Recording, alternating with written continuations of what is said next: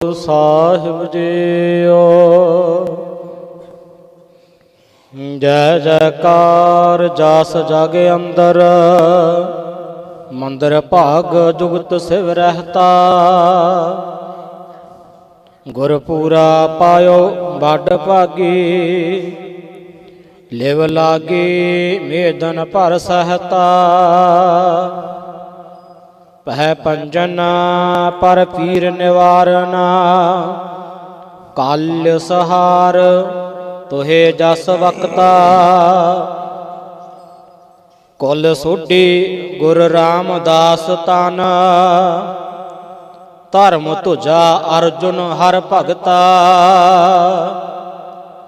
ਜੈ ਜੈਕਾਰ ਜਸ ਜਗ ਅੰਦਰ, ਮੰਦਰ ਭਾਗ ਜੁਗਤ ਸਿਵ ਰਹਿਤਾ।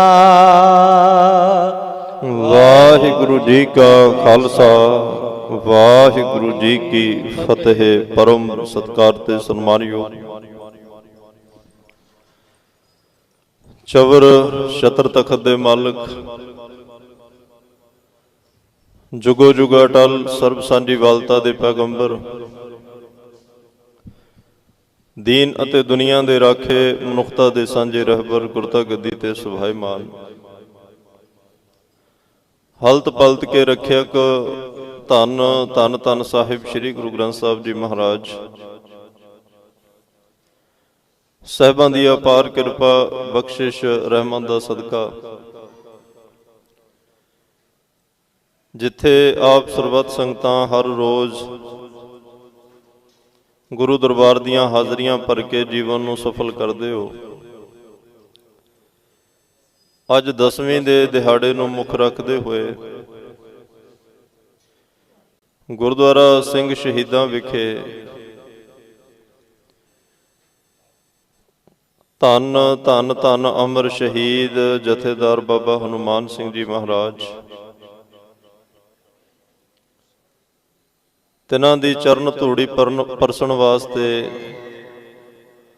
ਆਪ ਜੀ ਦੂਰ ਦਰਾਡਿਆਂ ਤੋਂ ਚੱਲ ਕੇ ਗੁਰੂ ਚਰਨਾਂ ਵਿੱਚ, ਗੁਰੂ ਦਰਬਾਰ ਵਿੱਚ ਹਾਜ਼ਰੀਆਂ ਭਰ ਕੇ ਗੁਰੂ ਗੋਦੀ ਦਾ ਆਨੰਦ ਮਾਣ ਰਹੇ ਹੋ। ਅੰਮ੍ਰਿਤ ਵੇਲੇ ਤੋਂ ਹੀ ਲੈ ਕੇ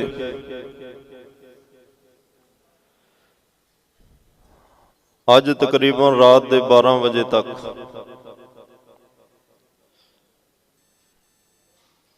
ਅਖੰਡ ਕੀਰਤਨ ਤਿਨ ਭੋਜਨ ਚੂਰਾ,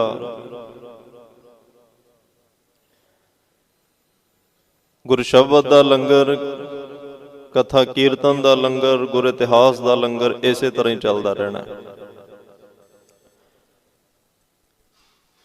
ਇੱਕ ਦੋ ਇੱਕ ਚੜ੍ਹੰਦੀਆਂ ਕੌਣ ਜਾਣੈ ਮੇਰਾ ਨਾਉ ਜੀਓ। ਗੁਰੂ ਘਰ ਦੇ ਮਹਾਨ ਵਿਦਵਾਨਾਂ ਨੇ,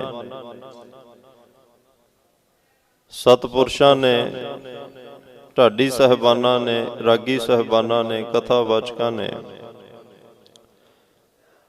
ਆਪ ਜੀਆਂ ਦੇ ਦਰਸ਼ਨ ਕਰਨੇ ਹੈ, ਆਪ ਜੀਆਂ ਨੂੰ ਗੁਰੂ ਸਾਹਿਬ ਦੇ ਚਰਨਾਂ ਨਾਲ ਜੋੜਨ ਦਾ ਯਤਨ ਕਰਨਾ ਹੈ। ਸੋ ਆਓ, ਜਿੱਥੇ ਆਪ ਜੀਆਂ ਨੇ ਆਸਾ ਜੀ ਕੀ ਵਾਰ ਦੇ ਕੀਰਤਨ ਸਰਵਣ ਕੀਤੇ ਨੇ, ਉੱਥੇ ਚੱਲ ਰਹੀ ਸ੍ਰੀ ਗੁਰੂ ਗ੍ਰੰਥ ਸਾਹਿਬ ਮਹਾਰਾਜ ਦੀ ਲੜੀਵਾਰ ਕਥਾ, ਗੁਰ ਸ਼ਬਦ ਵਿਚਾਰ ਨਾਲ ਜੁੜਨ ਦਾ ਸੁਭਾਗ ਸਮਾਂ ਵੀ ਆਪਾਂ ਸਾਰਿਆਂ ਨੂੰ ਪ੍ਰਾਪਤ ਹੋਇਆ। ਇਸ ਮਿਲੇ ਹੋਏ ਸਮੇਂ ਨੂੰ ਗੁਰੂ ਕੀ ਬਾਤ ਪਾ ਕੇ, ਗੁਰੂ ਦੀ ਵਡਿਆਈ, ਗੁਰੂ ਦੀ ਮਹਿਮਾ ਗਾਇਨ ਕਰਕੇ, ਸਤਿਗੁਰਾਂ ਦੇ ਮਹਾਨ ਗੁਣਾਂ ਦੇ ਦਰਸ਼ਨ ਕਰਕੇ ਆਪਣੇ ਜੀਵਨ ਜ਼ਿੰਦਗੀ ਦੀਆਂ ਘੜੀਆਂ ਨੂੰ ਸਫਲ ਕਰੀਏ। ਸਤਿਗੁਰਾਂ ਤੋਂ ਜੀਵਨ ਸੇਧ ਲੈ ਕੇ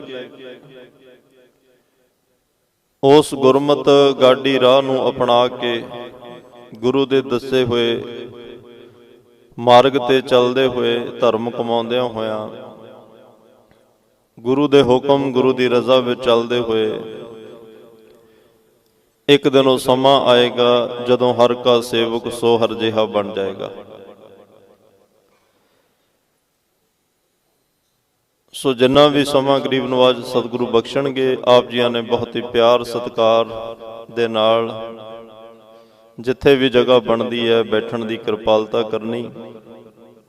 ਆਨੰਦ ਲੈਣਾ ਹੈ। ਬੜਾ ਅੰਮ੍ਰਿਤ ਵੇਲੇ ਦਾ ਬੜਾ ਸੰਜੀਦਗੀ ਦਾ ਸਮਾਂ ਹੁੰਦਾ ਹੈ, ਬੜਾ ਇਕਾਗਰਤਾ, ਬੜਾ ਸ਼ਾਂਤ ਰਸ ਦਾ ਮਾਹੌਲ ਹੁੰਦਾ ਹੈ। ਤੋ ਇਹ ਇੱਕ ਵੱਤ ਵੀ ਹੁੰਦੀ ਹੈ, ਨਾਮ ਬੀਜਣ ਦਾ ਇਹ ਸਮਾਂ, ਇਸ ਵੇਲੇ ਵੱਤ ਲੱਗੀ ਹੁੰਦੀ ਹੈ। 3 ਵਜੇ ਤੋਂ ਲੈ ਕੇ 6-7 ਵਜੇ ਤੱਕ ਦਾ ਜਿਹੜਾ ਪੀਰੀਅਡ ਹੈ, ਉਦੋਂ ਜਿਹੜੇ ਜੀਵ ਰੂਪ ਜਗਿਆਸੂ ਜਿਨ੍ਹਾਂ ਨੂੰ ਪਤਾ ਹੈ, ਉਹ ਅੰਮ੍ਰਿਤ ਵੇਲੇ ਜਾ ਕੇ ਫਿਰ ਇਸ ਖੇਤ ਰੂਪੀ ਸਰੀਰ ਦੇ ਵਿੱਚ ਨਾਮ ਦਾ ਬੀਜ ਬੀਜਦੇ ਆ। ਜਾਂ ਇਉਂ ਕਹਿ ਲਓ, ਜਿਨ੍ਹਾਂ ਨੇ ਸਾਰਾ ਦਿਨ ਬਾਦਸ਼ਾਹਾਂ ਦੀ ਤਰ੍ਹਾਂ ਜਿਉਣਾ ਨਾ, ਸਾਰਾ ਦਿਨ ਬਾਦਸ਼ਾਹ ਬਣ ਕੇ ਰਹਿਣਾ, ਉਹ ਫਿਰ ਅੰਮ੍ਰਿਤ ਵੇਲੇ ਜਾ ਕੇ ਪ੍ਰਮਾਤਮਾ ਦੇ ਦਰ ਦੇ ਭਿਖਾਰੀ ਬਣ ਜਾਂਦੇ ਆ। ਹਮ ਭੀਖਕ ਭਿਖਾਰੀ ਤੇਰੇ, ਤੂੰ ਨਿਜ ਪਤ ਹੈ ਦਾਤਾ, ਹੋ ਦਇਆਲ ਨਾਮ ਦੇਹੋ ਮੰਗਤ ਜਨ ਕੋ, ਸਦਾ ਰਹੋ ਰੰਗ ਰਾਤਾ। ਉਹ ਅੰਮ੍ਰਿਤ ਵੇਲੇ ਜਾ ਕੇ ਭਿਖਾਰੀ ਬਣ ਕੇ ਗੁਰੂ ਤੋਂ ਨਾਮ ਦੀ ਦਾਤ ਲੈ ਲੈਂਦੇ ਆ। ਨਾਮ ਦੀ ਦਾਤ ਝੋਲੀ ਚ ਪਵਾ ਕੇ ਉਹਦੀ ਬਖਸ਼ਿਸ਼ ਲੈ ਕੇ ਫਿਰ ਸਾਰਾ ਦਿਨ ਬਾਦਸ਼ਾਹਾਂ ਦੀ ਤਰ੍ਹਾਂ ਰਹਿੰਦੇ ਆ। ਸੋ ਇਸ ਲਈ ਬੜਾ ਵੱਡਿਆਂ ਭਾਗਾਂ ਵਾਲਾ ਇਹ ਸਮਾਂ ਹੈ, ਤੇ ਸਾਡੇ ਵੱਡੇ ਭਾਗ ਨੇ ਅੰਮ੍ਰਿਤ ਵੇਲਾ, ਸ਼ਾਹ ਵੇਲਾ ਹੈ। ਤੋ ਅਸੀਂ ਵੀ ਇਸ ਵੇਲੇ ਅੰਮ੍ਰਿਤ ਨਾਮ ਨਾਲ ਜੁੜ ਕੇ, ਅੰਮ੍ਰਿਤ ਗੁਰਬਾਣੀ ਨਾਲ ਜੁੜ ਕੇ, ਅੰਮ੍ਰਿਤ ਗੁਰਬਾਣੀ ਦੀ ਬ੍ਰਹਮ ਵਿਚਾਰ ਨਾਲ ਜੁੜ ਕੇ, ਤਾਂ ਜੋ ਸਾਡੀ ਜ਼ਿੰਦਗੀ ਵਿੱਚ ਪਰਮਾਤਮਾ ਦੇ ਅੰਮ੍ਰਿਤ ਰੂਪੀ ਗੁਣ ਆ ਜਾਣ, ਅੰਮ੍ਰਿਤ ਨਾਮ ਸਾਡੇ ਅੰਦਰ ਵਸ ਜਾਏ, ਤੇ ਸਾਡੀ ਵੀ ਜ਼ਿੰਦਗੀ ਅੰਮ੍ਰਿਤ ਵਰਗੀ ਹੋ ਜਾਏ, ਭਾਵ ਗੁਣਾਂ ਨਾਲ ਭਰਪੂਰ, ਬੇਸ਼ਕੀਮਤੀ ਹੋ ਜਾਏ। ਖੈਰ, ਵਿਦਵਾਨ ਲੋਕ ਕਹਿੰਦੇ ਨੇ ਕਿ ਹਰ ਇੱਕ ਰੋਗ ਜਿਹੜਾ ਉਹ ਮੌਤ ਦੇ ਨੇੜੇ ਕਰ ਦਿੰਦਾ ਹੈ। ਕਿਸੇ ਤਰ੍ਹਾਂ ਦਾ ਵੀ ਰੋਗ ਹੋਵੇ, ਹੌਲੀ ਹੌਲੀ ਉਹ ਮੌਤ ਵੱਲ ਨੂੰ ਲੈ ਜਾਂਦਾ ਹੈ। ਇਸੇ ਕਰਕੇ ਬੰਦਾ ਰੋਗ ਤੋਂ ਡਰਦਾ ਬਹੁਤ ਹੈ। ਇਹਨੂੰ ਡਰ ਰੋਗ ਦਾ ਨਹੀਂ, ਡਰ ਇਸ ਗੱਲ ਦਾ ਵੀ ਜੇ ਰੋਗ ਲੱਗ ਗਿਆ ਮਰ ਹੀ ਨਾ ਜਾਵਾਂ। ਐਕਸੀਡੈਂਟ ਦਾ ਡਰ ਨਹੀਂ ਹੈ, ਡਰ ਇਹ ਹੈ ਕਿ ਐਕਸੀਡੈਂਟ ਨਾਲ ਮੌਤ ਨਾ ਹੋ ਜਾਏ। ਭੁੱਖੇ ਰਹਿਣ ਦਾ ਡਰ ਨਹੀਂ, ਡਰ ਤਾਂ ਇਹ ਹੈ ਵੀ ਭੁੱਖ ਕਰਕੇ ਕਿਤੇ ਜ਼ਿੰਦਗੀ ਨਾ ਚੱਲੀ ਜਾਏ। ਸਤਿਗੁਰੂ ਕਹਿੰਦੇ ਜਿਹੜਾ ਵੀ ਕੋਈ ਰੋਗ ਲੱਗੇ, ਲਾ ਇਲਾਜ ਲੱਗੇ, ਉਹ ਹੌਲੀ ਹੌਲੀ ਜ਼ਿੰਦਗੀ ਦੇ ਅੰਤ ਵੱਲ ਲੈ ਜਾਂਦਾ ਹੈ। ਪਰ ਇਹਨਾਂ ਰੋਗਾਂ ਵਿੱਚੋਂ ਇੱਕ ਤ੍ਰਿਸ਼ਨਾ ਦਾ ਰੋਗ ਵੀ ਹੈ।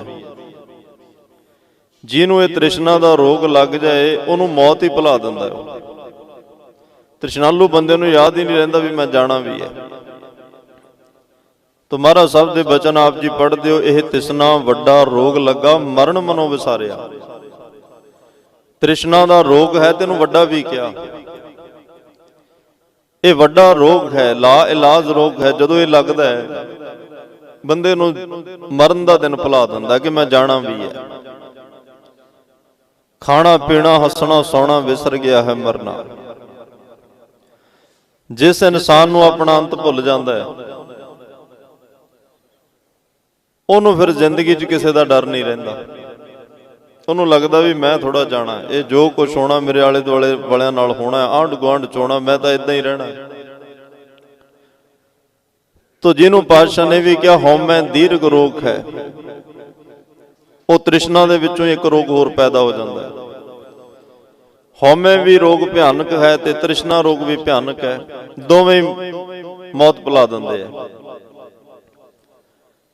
ਇਹਨਾਂ ਨੇ ਮਰਨ ਵਿਸਾਰ ਦਿੱਤਾ ਹੈ। ਹਉਮੈ ਦੇ ਰੋਗ ਨੇ ਰੱਬ ਹੀ ਭੁਲਾ ਦਿੱਤਾ। ਪਰਮੇਸ਼ਰ ਦੀ ਯਾਦ ਭੁੱਲ ਜਾਣ ਕਰਕੇ ਫਿਰ ਸਾਡੀ ਜ਼ਿੰਦਗੀ ਵਿੱਚ ਰੋਗਾਂ ਦਾ ਹੋਰ ਵਾਧਾ ਹੋ ਜਾਂਦਾ ਹੈ। ਮਹਾਰਾਜ ਸਾਹਿਬ ਕਹਿੰਦੇ ਆ, ਪਰਮੇਸ਼ਰ ਤੇ ਭੁੱਲਿਆ ਵਿਆਪਣ ਸਭੇ ਰੋਗ, ਦੁੱਖ ਤਦੇ ਜਾਂ ਵਿਸਰ ਜਾਵੇ। ਅੱਜ ਦੁੱਖ ਜਿਹੜੇ ਰੋਗ ਲੱਗੇ ਹੋਏ ਨੇ ਨਾ, ਉਹਨਾਂ ਦਾ ਮੂਲ ਕਾਰਨ ਇਹ ਹੈ ਕਿ ਅਸੀਂ ਪਰਮਾਤਮਾ ਨੂੰ ਭੁੱਲ ਗਏ, ਪਰਮੇਸ਼ਰ ਨੂੰ ਭੁੱਲ ਗਏ, ਜਿਹਨੇ ਆਪਣੀ ਹੋਂਦ ਵਿੱਚੋਂ ਸਾਨੂੰ ਪੈਦਾ ਕੀਤਾ, ਆਪਣੇ ਅੰਸ਼ ਵਿੱਚੋਂ ਪੈਦਾ ਕੀਤਾ, ਆਪਣੇ ਕੋਲੋਂ ਸਾਨੂੰ ਭੇਜਿਆ। ਆਪਣੇ ਧੁਰੇ ਨਾਲੋਂ ਟੁੱਟ ਗਏ, ਮੂਲ ਨਾਲੋਂ ਟੁੱਟ ਗਏ, ਤਾਂ ਅੱਜ ਤਨ ਮਨ ਧਨ ਹਰ ਪੱਖ ਤੋਂ ਅਸੀਂ ਰੋਗੀ ਹੋ ਗਏ। ਤਨ ਵੀ ਦੁਖੀ ਹੈ, ਮਨ ਵੀ ਦੁਖੀ ਹੈ, ਆਤਮਿਕ ਤੌਰ ਤੇ ਵੀ ਸੁੱਖ ਨਹੀਂ ਹੈ, ਕਿਉਂਕਿ ਆਤਮਾ ਦੀ ਭੁੱਖ ਤਾਂ ਪਰਮਾਤਮਾ ਸੀ। ਤੇ ਸਾਨੂੰ ਆਤਮਾ ਦੀ ਭੁੱਖ ਦਾ ਹੀ ਨਹੀਂ ਪਤਾ। ਜਿਹਦੀ ਭੁੱਖ ਨਹੀਂ ਪਤਾ ਉਹਨੂੰ ਖਿਲਾਓਗੇ ਕੀ, ਉਹਨੂੰ ਦਓਗੇ ਕੀ? ਸਾਨੂੰ ਪਤਾ ਹੀ ਨਹੀਂ ਵੀ ਇਹਨੂੰ ਚਾਹੀਦਾ ਕੀ ਹੈ। ਤਾਂ ਆਤਮਾ ਦੀ ਭੁੱਖ ਪਰਮਾਤਮਾ ਸੀ, ਪਰ ਅਸੀਂ ਆਤਮਾ ਨੂੰ ਕਿਹਾ ਵੀ ਚੱਲ ਤੈਨੂੰ ਠੰਡੇ ਇਲਾਕਿਆਂ ਵਿੱਚ ਘੁਮਾ ਲਿਆਉਂਦੇ ਆ, ਤੈਨੂੰ ਕਿਸੇ ਹੋਰ ਜਗ੍ਹਾ ਤੇ ਲੈ ਚੱਲਦੇ ਆ, ਕੋਈ ਚੰਗੇ ਪਦਾਰਥ ਛਕਾ ਦਿੰਦੇ ਆ, ਮਹਿੰਗੇ ਕੱਪੜੇ ਲੈ ਦਿੰਦੇ ਆ, ਬਹੁਤੇ ਪੈਸੇ ਜੋੜ ਲੈਂਦੇ ਆ, ਸ਼ਾਇਦ ਇਹ ਆਤਮਾ ਸੁਖੀ ਹੋ ਜਾਏ। ਆਤਮਾ ਇਹਨਾਂ ਗੱਲਾਂ ਦੀ ਮੁਤਾਜ ਨਹੀਂ। ਆਤਮਾ ਦੀ ਭੁੱਖ ਕੇਵਲ ਪਰਮਾਤਮਾ। ਪਰਮਾਤਮਾ ਤੁਹਾਡੇ ਜ਼ਿਹਨ 'ਚ ਹੋਵੇ, ਪਰਮਾਤਮਾ ਦੀ ਯਾਦ ਆਪਣੇ ਚੇਤੇ 'ਚ ਲੈ ਕੇ ਆਓ, ਆਤਮਾ ਦਾ ਸੰਬੰਧ ਪਰਮਾਤਮਾ ਨਾਲ ਜੋੜੋ, ਆਤਮਾ ਰੱਜ ਜਾਏਗੀ। ਆਤਮਾ ਨੇ ਤੁਹਾਨੂੰ ਪਰਮਾਤਮਾ ਵਿੱਚ ਅਭੇਦ ਕਰ ਦੇਣਾ ਹੈ। ਤੋ ਖੈਰ ਸਤਿਗੁਰੂ ਪਾਤਸ਼ਾਹ ਕਹਿੰਦੇ ਆ, ਇਸ ਤਰ੍ਹਾਂ ਰੋਗੀ ਹੋਇਆ ਜੀਵ ਦਿਨ ਰਾਤ ਦੁੱਖਾਂ ਵਿੱਚ ਬਤੀਤ ਕਰਦਾ ਹੈ। ਦਿਨ ਰਾਤ ਉਹਦਾ ਜਿਹੜਾ ਹੈ ਉਹ ਦੁੱਖਾਂ ਵਿੱਚ ਲੰਘ ਜਾਂਦਾ ਹੈ। ਪਰ ਜਿਹੜਾ ਜੀਵ ਗੁਰ ਕਹਿਆ ਸਾਕਾਰ ਕਮਾਵੋ, ਜਿਹੜਾ ਇਨਸਾਨ, ਜਿਹੜਾ ਜਿਗਿਆਸੂ ਗੁਰੂ ਦੀ ਆਗਿਆ ਵਿੱਚ ਚੱਲਦਾ, ਜੋ ਗੁਰੂ ਨੇ ਕਿਹਾ ਉਹ ਮੰਨ ਲਿਆ, ਗੁਰੂ ਦੇ ਹੁਕਮ ਵਿੱਚ ਚੱਲਦਾ ਹੈ, ਗੁਰੂ ਦੇ ਦੱਸੇ ਹੋਏ ਮਾਰਗ ਤੇ ਤੁਰ ਪੈਂਦਾ ਹੈ, ਉਹ ਸਮੁੱਚੇ ਦੁੱਖਾਂ ਰੋਗਾਂ ਦਾ ਖਾਤਮਾ ਕਰਨਾ ਤਾਂ ਸਤਿਗੁਰੂ ਜੀ ਦਾ ਅਹਿਮ ਕਰਮ ਹੋ ਜਾਂਦਾ ਹੈ ਕਿ ਇਹ ਹੁਣ ਮੇਰੇ ਭਰੋਸੇ ਤੇ ਚੱਲ ਪਿਆ, ਮੇਰੇ ਪਿੱਛੇ ਚੱਲ ਪਿਆ, ਸ਼ਬਦ ਨਾਲ ਜੁੜ ਗਿਆ, ਚੰਗੇ ਸ਼ੁਭ ਕਰਮ ਕਰਨ ਲੱਗ ਪਿਆ, ਪਰ ਉਪਕਾਰ ਕਰਨ ਲੱਗ ਪਿਆ, ਜੀਵ ਆਤਮਾਵਾਂ ਦਾ ਭਲਾ ਕਰਨ ਲੱਗ ਪਿਆ, ਤਾਂ ਉਹਦੇ ਫਿਰ ਸਾਰੇ ਦੁੱਖਾਂ ਰੋਗਾਂ ਨੂੰ ਸਤਿਗੁਰੂ ਫਿਰ ਖਤਮ ਕਰਨਾ ਸ਼ੁਰੂ ਕਰ ਦਿੰਦੇ ਆ। ਕਈ ਐਸੇ ਵੀ ਮਿਲੇ ਜਿਨ੍ਹਾਂ ਨੇ ਕਿਹਾ ਜੀ ਅਸੀਂ ਪਾਠ ਬਹੁਤ ਕਰਦੇ ਆਂ, ਬਾਣੀ ਬਹੁਤ ਪੜ੍ਹਦੇ ਆਂ, ਗੁਰੂ ਘਰ ਬਿਨਾਂ ਨਾਗੇ ਜਾਈਦਾ, ਸੇਵਾ ਕਰੀਦੀ ਆ, ਪਰ ਦੁਖੀ ਬਹੁਤ ਆ। ਦੁੱਖ ਬਹੁਤ ਨੇ। ਬੜੇ ਲੋਕ ਨੇ ਜਿਹੜੇ ਕਹਿੰਦੇ ਆ ਜੀ ਫਲਾਨਾ ਦੇਖੋ ਉਹਨੇ ਕਦੇ ਗੁਟਕਾ ਸਾਹਿਬ ਚੱਕ ਕੇ ਨਹੀਂ ਵੇਖਿਆ ਹੋਣਾ, ਕਦੇ ਗੁਰੂ ਘਰ ਨਹੀਂ ਗਿਆ, ਹਰ ਚੀਜ਼ ਉਹਦੇ ਘਰ ਵਿੱਚ ਹੈ। ਕਰਮਾਂ ਦਾ ਹਿਸਾਬ ਕਿਤਾਬ ਤਾਂ ਹੈ ਹੀ ਹੈ। ਕਰਮੀ ਆਪੋ ਆਪਣੀ ਕੇ ਨੇੜਾ ਕੇ ਦੂਰ, ਦੱਦਾ ਦੋਸ਼ ਨਾ ਦੇਉ ਕਿਸੈ, ਦੋਸ਼ ਕਰਮਾ ਆਪਣਿਆ, ਜੋ ਮੈਂ ਕੀਆ ਸੋ ਮੈਂ ਪਾਇਆ, ਦੋਸ਼ ਨਾ ਦੀਜੈ। ਅਵਰ ਜਨਾ ਤਤਕ ਕਰਮ ਕਮਾਵਣੇ, ਦੋਸ਼ ਨਾ ਕਾਹੂ ਜੋਗ। ਇਹਦਾ ਦੋਸ਼ ਤਾਂ ਕਿਸੇ ਨੂੰ ਦਿੱਤਾ ਨਹੀਂ ਜਾ ਸਕਦਾ। ਸੁਖੀ ਕੌਣ ਹੈ, ਦੁਖੀ ਕੌਣ ਹੈ, ਇਹ ਫੈਸਲਾ ਪ੍ਰਮਾਤਮਾ ਨੇ ਕਰਨਾ ਹੈ। ਪਰ ਜੇ ਸਾਨੂੰ ਇਸ ਗੱਲ ਦਾ ਭੁਲੇਖਾ ਪੈ ਗਿਆ ਕਿ ਅਸੀਂ ਜਿੰਨੀ ਬਾਣੀ ਪੜ੍ਹਦੇ ਹਾਂ ਉਹਨੇ ਦੁੱਖ ਲੱਗ ਰਿਹਾ, ਉਹਨੇ ਦੁਖੀਆਂ, ਉਹਨੇ ਰੋਗ ਨੇ। ਇੱਕ ਬੇਨਤੀ ਅੱਜ ਭਰੋਸੇ ਨਾਲ ਹਿਰਦੇ 'ਚ ਵਸਾ ਕੇ ਜਾਇਓ, ਪਾਵਨ ਪਵਿੱਤਰ ਸਥਾਨ ਤੇ ਆਪਾਂ ਬੈਠੇ ਆ। ਜਿਹਨੂੰ ਗੁਰੂ ਸਾਹਿਬ ਬਹੁਤਾ ਪਿਆਰ ਕਰਦੇ ਹੋਣ, ਜਿਹਨੂੰ ਗੁਰੂ ਸਾਹਿਬ ਵੀ ਪਿਆਰ ਕਰਨ ਲੱਗ ਪੈਣ, ਜਿਵੇਂ ਭਾਈ ਸਾਹਿਬ ਭਾਈ ਵੀਰ ਸਿੰਘ ਜੀ ਨੂੰ ਕਿਸੇ ਨੇ ਪੁੱਛਿਆ ਸੀ, ਕਹਿੰਦੇ ਜੀ ਆਪਾਂ ਤਾਂ ਸਾਰੇ ਗੁਰੂ ਨੂੰ ਪਿਆਰ ਕਰਦੇ ਆਂ, ਵੀ ਤਾਂ ਹੀ ਜਪਜੀ ਸਾਹਿਬ ਦਾ ਪਾਠ ਕਰੀਦਾ ਨਾ, ਤਾਂ ਹੀ ਨਿਤਨੇਮ ਕਰਦੇ ਆਂ, ਤਾਂ ਹੀ ਰਹਿਰਾਸ ਸਾਹਿਬ ਪੜ੍ਹਦੇ ਆਂ, ਤਾਂ ਹੀ ਗੁਰਦੁਆਰੇ ਜਾਂਦੇ ਆਂ, ਕਿ ਸਾਡਾ ਗੁਰੂ ਨਾਲ ਸਨੇਹ ਹੈ, ਗੁਰੂ ਨਾਲ ਪ੍ਰੇਮ ਹੈ। ਗੁਰੂ ਵੀ ਸਾਨੂੰ ਪ੍ਰੇਮ ਕਰਦਾ, ਇਸ ਗੱਲ ਦਾ ਕਿਵੇਂ ਪਤਾ ਲੱਗੇ? ਅਸੀਂ ਤਾਂ ਗੁਰੂ ਨੂੰ ਪ੍ਰੇਮ ਕਰਦੇ ਆਂ, ਤਾਂ ਹੀ ਜਾ ਰਹੇ ਆਂ ਨਾ, ਤਾਂ ਹੀ ਇੱਥੇ ਦਰਬਾਰ 'ਚ ਬੈਠੇ ਆਂ, ਤਾਂ ਹੀ ਸੇਵਾ ਕਰ ਰਹੇ ਆਂ, ਸਿਮਰਨ ਕਰ ਰਹੇ ਆਂ, ਬਾਣੀ ਪੜ੍ਹ ਰਹੇ ਆਂ, ਕਿਉਂਕਿ ਸਾਡਾ ਗੁਰੂ ਨਾਲ ਸੰਬੰਧ ਹੈ, ਗੁਰੂ ਨਾਲ ਪ੍ਰੇਮ ਹੈ, ਗੁਰੂ ਨਾਲ ਮੁਹੱਬਤ ਹੈ। ਤਾਂ ਕਹਿੰਦੇ ਭਾਈ ਸਾਹਿਬ ਗੁਰੂ ਸਾਹਿਬ ਵੀ ਸਾਨੂੰ ਪ੍ਰੇਮ ਕਰ ਰਿਹਾ, ਪਿਆਰ ਕਰਦੇ ਆ, ਇਸ ਗੱਲ ਦਾ ਕਿਵੇਂ ਪਤਾ ਲੱਗੇ? ਭਾਈ ਸਾਹਿਬ ਭਾਈ ਵੀਰ ਸਿੰਘ ਦਾ ਕਦੇ ਤੁਸੀਂ ਉਹਨਾਂ ਦਾ ਲਿਟਰੇਚਰ ਪੜ੍ਹਿਓ ਨਾ, ਬਹੁਤਾ ਤਾਂ ਉਹਨਾਂ ਨੇ ਇੱਕ ਗੁਰਮੁਖ ਜੀਵਨ ਲਿਖਿਆ, ਉਸ ਗੁਰਮੁਖ ਜੀਵਨ ਨੂੰ ਜ਼ਰੂਰ ਪੜ੍ਹਨ ਦੀ ਕੋਸ਼ਿਸ਼ ਕਰਿਓ, ਕਿਉਂ ਪਤਾ ਲੱਗ ਜਾਂਦਾ ਗੁਰਮੁਖ ਕਿਵੇਂ ਬਣਿਆ ਜਾਂਦਾ, ਗੁਰਮੁਖ ਕਿਹੋ ਜਿਹਾ ਹੁੰਦਾ, ਗੁਰਮੁਖ ਦੇ ਗੁਣਾਂ ਦਾ, ਉਹਦੇ ਲੱਛਣਾਂ ਦਾ ਪਤਾ ਲੱਗ ਜਾਂਦਾ ਹੈ। ਕਿਉਂਕਿ ਗੁਰਮੁਖ ਨੂੰ ਗੁਰੂ ਘਰ ਵਿੱਚ ਥਾਂ ਹੈ, ਗੁਰੂ ਘਰ ਵਿੱਚ ਢੋਈ ਹੈ, ਗੁਰਮੁਖ ਗੁਰੂ ਵਿੱਚ ਅਭੇਦ ਹੋਇਆ ਹੁੰਦਾ ਹੈ। ਭਾਈ ਵੀਰ ਸਿੰਘ ਜੀ ਨੂੰ ਪੁੱਛਿਆ ਕਿ ਗੁਰੂ ਵੀ ਸਾਨੂੰ ਪਿਆਰ ਕਰਦਾ, ਇਸ ਗੱਲ ਦਾ ਕਿਵੇਂ ਪਤਾ ਲੱਗੇ? ਤਾਂ ਭਾਈ ਸਾਹਿਬ ਭਾਈ ਵੀਰ ਸਿੰਘ ਜੀਆਂ ਨੇ ਹੱਥ ਜੋੜ ਕੇ ਨੇਤਰ ਬੰਦ ਕਰਕੇ ਗੁਰੂ ਚਰਨਾਂ ਵਿੱਚ ਅੰਤਰਾਤਮੀ ਅਰਦਾਸ ਕਰਕੇ ਸਵਾਲ ਦਾ ਜਵਾਬ ਮੰਗਿਆ ਕਿ ਪਾਤਸ਼ਾਹ ਜਵਾਬ ਤੁਸੀਂ ਦੱਸਿਓ, ਮੇਰੀ ਰਸਨਾ ਤੇ ਬੈਠ ਕੇ ਦੱਸ ਦਿਓ ਕਿ ਮੈਂ ਕੀ ਜਵਾਬ ਦਿਆਂ।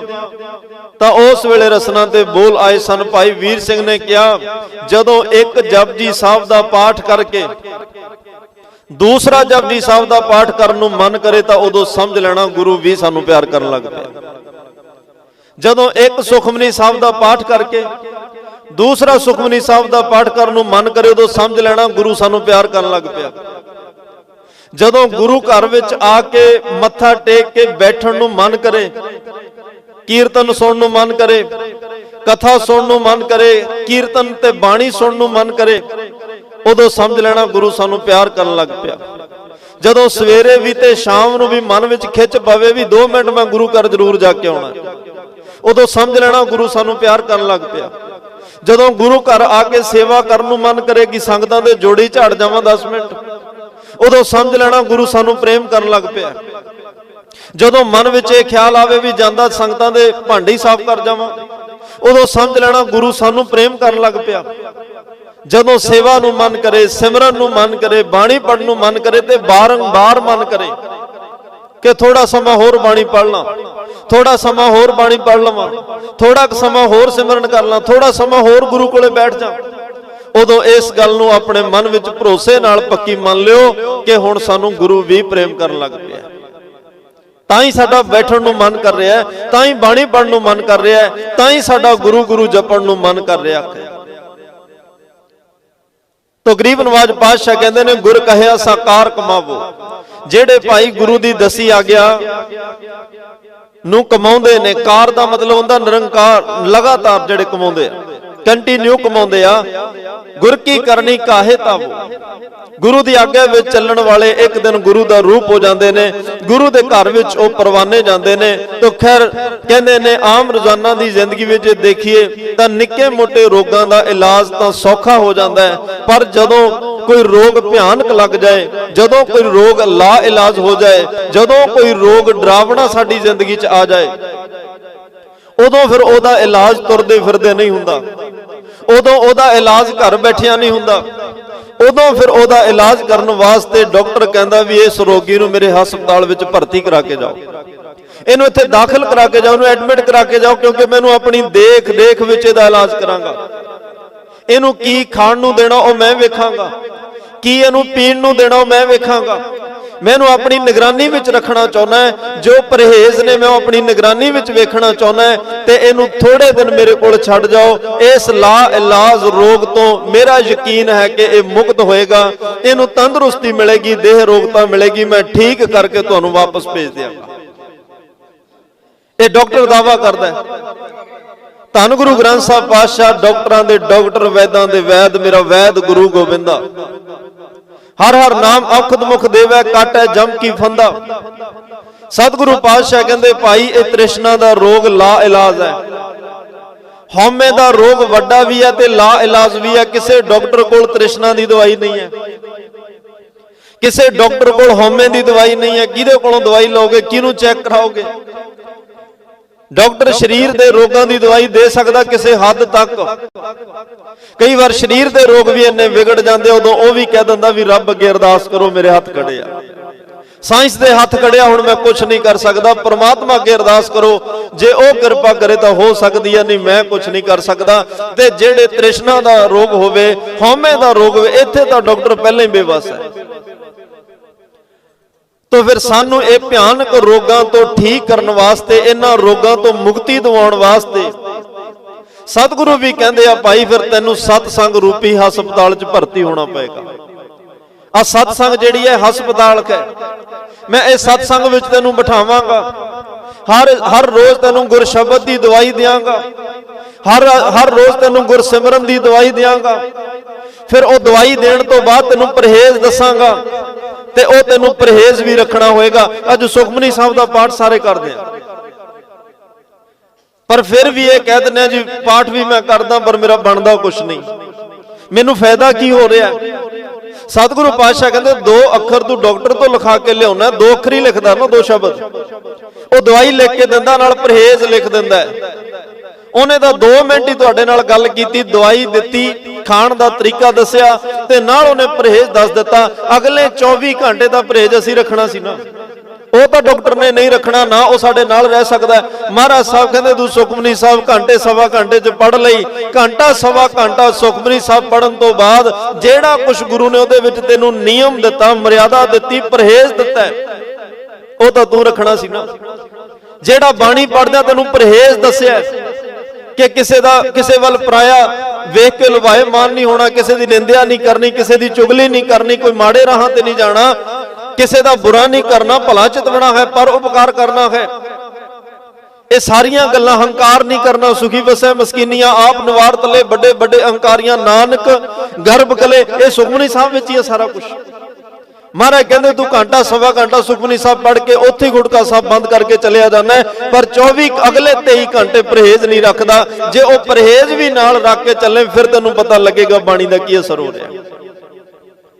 ਦਵਾਈ ਵੀ ਪਰਹੇਜ਼ ਨਾਲ ਹੀ ਕੰਮ ਕਰਦੀ ਹੈ, ਤੇ ਜਦੋਂ ਅਸੀਂ ਬਾਣੀ ਪੜ੍ਹਦੇ ਹਾਂ ਪਰਹੇਜ਼ ਨਹੀਂ ਰੱਖਦੇ, ਨਿੰਦਿਆ ਦਾ ਪਰਹੇਜ਼ ਨਹੀਂ ਕਰਦੇ, ਚੁਗਲੀ ਦਾ ਪਰਹੇਜ਼ ਨਹੀਂ ਕਰਦੇ, ਪਰਾਏ ਹੱਕ ਖਾਣ ਦਾ ਪਰਹੇਜ਼ ਨਹੀਂ ਕਰਦੇ, ਫਿਰ ਤਾਂ ਉਹ ਹਿਸਾਬ ਕਿਤਾਬ ਬਰਾਬਰ ਹੁੰਦਾ ਰਹਿੰਦਾ। ਜਿੰਨੇ ਕੁ ਪੁੰਨ ਕਰਮ ਵਧਾਉਂਦੇ ਆ ਉਹਨੇ ਕੁ ਸਾਰੇ ਦਿਨ ਚ ਪਾਪ ਕਰਕੇ ਉਹ ਪਾਪ ਕਰਮ ਵੀ ਵੱਧ ਜਾਂਦੇ ਆ। ਪੁੰਨ ਨੇ ਵੀ ਉਨਾ ਹੀ ਵਧਣਾ ਹੁੰਦਾ, ਪਾਪ ਨੇ ਵੀ ਉਨਾ ਹੀ ਵਧਣਾ ਹੁੰਦਾ।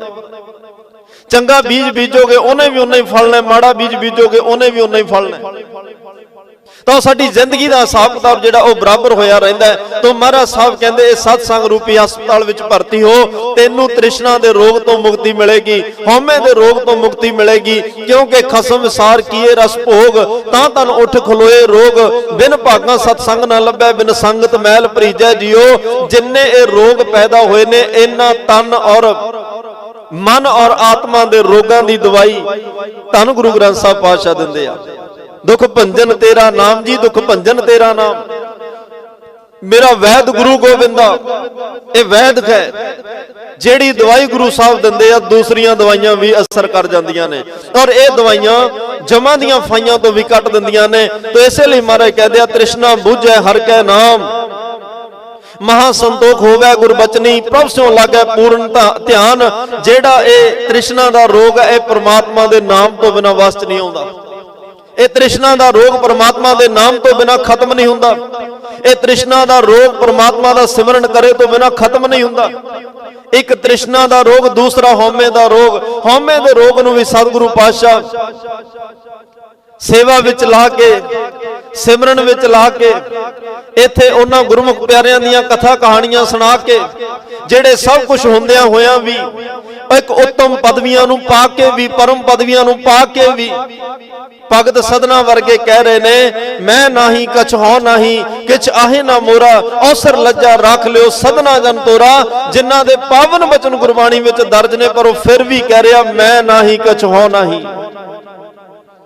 ਫਿਰ ਵੀ ਉਹ ਕਹਿ ਰਿਹਾ ਪਾਤਸ਼ਾਹ ਤੇਰੀਆਂ ਰਾ ਕਬੀਰ ਮੇਰਾ, ਮੁਝ ਮੈਂ ਕਿਛ ਨਹੀਂ, ਜੋ ਕਿਛ ਹੈ ਸੋ ਤੇਰਾ, ਤੇਰਾ ਤੁਝ ਕੋ ਸੌਂਪਦੇ ਕਿਆ ਲੱਗਾ ਮੇਰਾ। ਜਦੋਂ ਸਤਸੰਗ ਵਿੱਚ ਬੈਠ ਕੇ ਇਹ ਬਚਨ ਸੁਣਾਂਗੇ ਵੀ ਕਬੀਰ ਸਾਹਿਬ ਕਹਿ ਰਹੇ ਆ, ਜਿਨ੍ਹਾਂ ਦੇ ਪਾਵਨ ਸ਼ਲੋਕ ਅਸੀਂ ਅਨੇਕਾਂ ਵਾਰ ਗੁਰੂ ਗ੍ਰੰਥ ਸਾਹਿਬ ਪਾਤਸ਼ਾਹ ਵਿੱਚੋਂ ਪੜ੍ਹੇ ਤੇ ਸੁਣੇ ਨੇ, ਜਿਨ੍ਹਾਂ ਨੂੰ ਗੁਰੂ ਗ੍ਰੰਥ ਸਾਹਿਬ ਪਾਤਸ਼ਾਹ ਵਿੱਚ ਜਗ੍ਹਾ ਮਿਲੀ ਹੋਈ ਹੈ, ਉਹ ਭਗਤ ਕਬੀਰ ਸਾਹਿਬ ਇੰਨੀ ਉੱਚੀ ਪਰਮ ਪਦਵੀ ਨੂੰ ਪਾ ਕੇ ਕਹਿ ਰਹੇ ਆ ਕਬੀਰ ਮੇਰਾ ਮੁਝ ਮੈਂ ਕਿਛ ਨਹੀਂ, ਜੋ ਕਿਛ ਹੈ ਸੋ ਤੇਰਾ, ਤੇਰਾ ਤੁਝ ਕੋ ਸੌਂਪਦੇ ਕਿਆ ਲੱਗਾ ਮੇਰਾ। ਫਿਰ ਮਨਾ ਜੇ ਕਬੀਰ ਸਾਹਿਬ ਕਹਿ ਰਿਹਾ ਮੇਰਾ ਕੁਛ ਨਹੀਂ, ਸਭ ਕੁਝ ਪਰਮਾਤਮਾ ਤੇਰਾ ਹੈ, ਫਿਰ ਮੈਂ ਮੇਰੀ ਦੇ ਵਿੱਚ ਕਿਉਂ ਲੱਗਿਆ ਹੋਇਆ, ਮੈਂ ਹਉਮੈ ਦੇ ਵਿੱਚ ਕਿਉਂ ਜੀ ਰਿਹਾ, ਮੈਂ ਕਿਉਂ ਕਹਿ ਰਿਹਾ ਵੀ ਇਹ ਸਾਰਾ ਕੁਝ ਮੇਰਾ। ਮੈਨੂੰ ਵੀ ਇਹੀ ਕਹਿਣਾ ਚਾਹੀਦਾ ਸਤਿਗੁਰੂ ਜੋ ਕਿਛ ਹੈ ਸੋ ਤੇਰਾ, ਮੇਰਾ ਕੁਝ ਵੀ ਨਹੀਂ ਹੈ।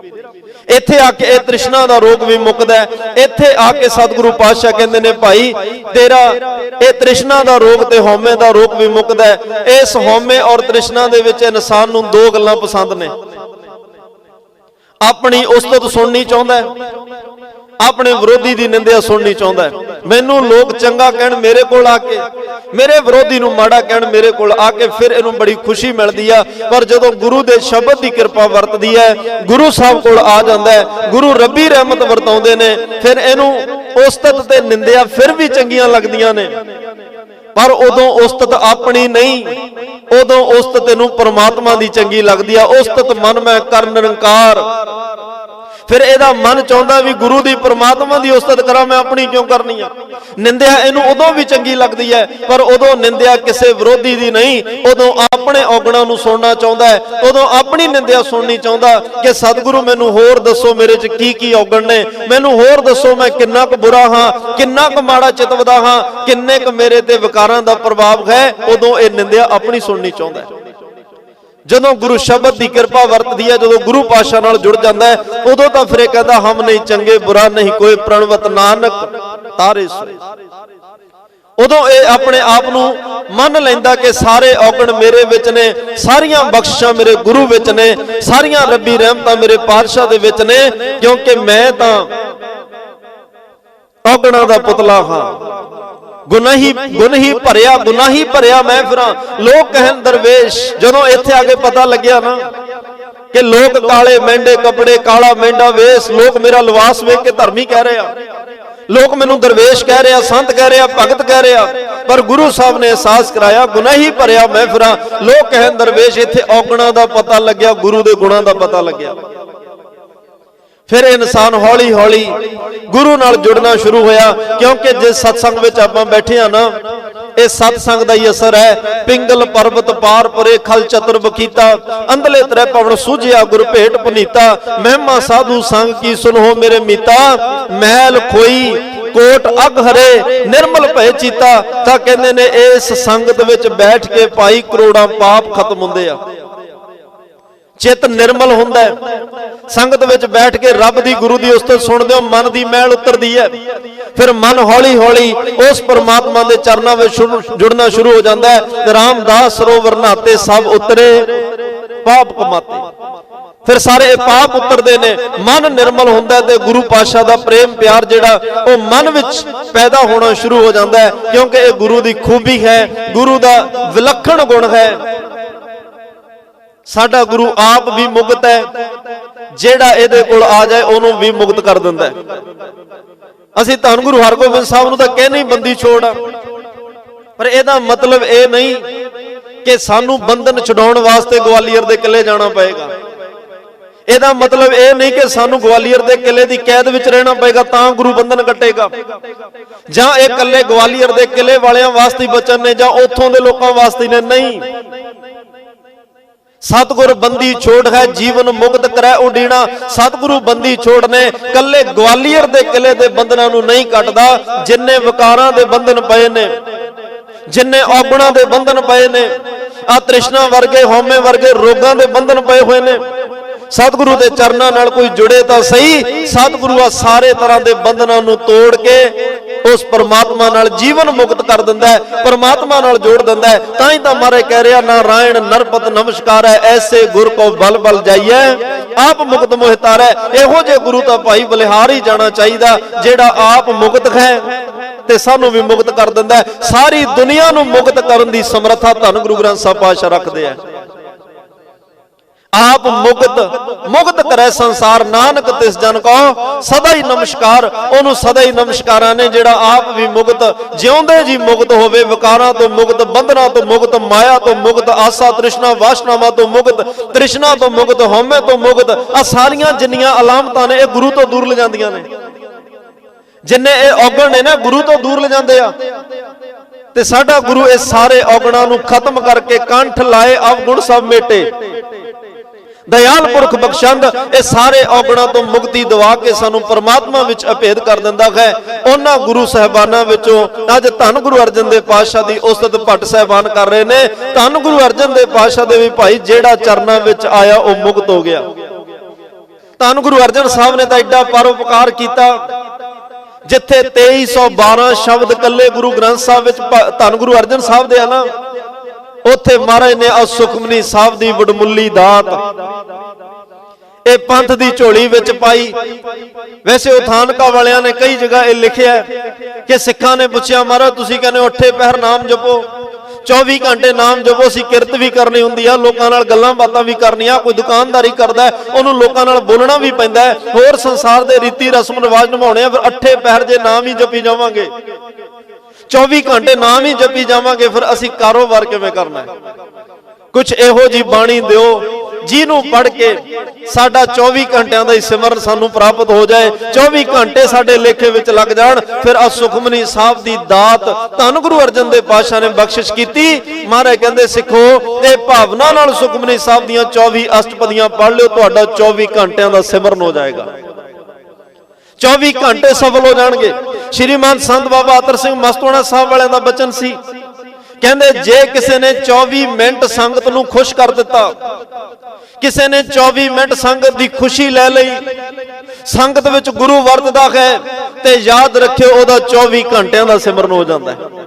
ਉਹਨੂੰ 24 ਘੰਟਿਆਂ ਦੇ ਸਿਮਰਨ ਦਾ ਫਲ ਮਿਲ ਜਾਂਦਾ ਹੈ, ਜਿਹਦੇ ਤੇ 24 ਮਿੰਟ ਸੰਗਤ ਮਿਹਰਬਾਨ ਹੋ ਜਾਏ, ਸੰਗਤ ਖੁਸ਼ ਹੋ ਜਾਏ, ਕਿਉਂਕਿ ਸੰਗਤ ਵਿੱਚ ਪਰਮਾਤਮਾ ਆਪ ਵਰਤਦਾ ਹੈ। ਸੰਗਤ ਵਿੱਚ ਸੰਗਤ ਹਰ ਪ੍ਰਭ ਵਸੈ ਜੀਓ, ਸੰਗਤ ਵਿੱਚ ਪਰਮਾਤਮਾ ਵਸਦਾ ਹੈ। ਜੀ ਤੇ ਸੰਗਤ ਦੀ ਖੁਸ਼ੀ ਹੋ ਜਾਏ, ਪਰਮਾਤਮਾ ਦੀ ਖੁਸ਼ੀ ਹੋ ਜਾਂਦੀ ਹੈ।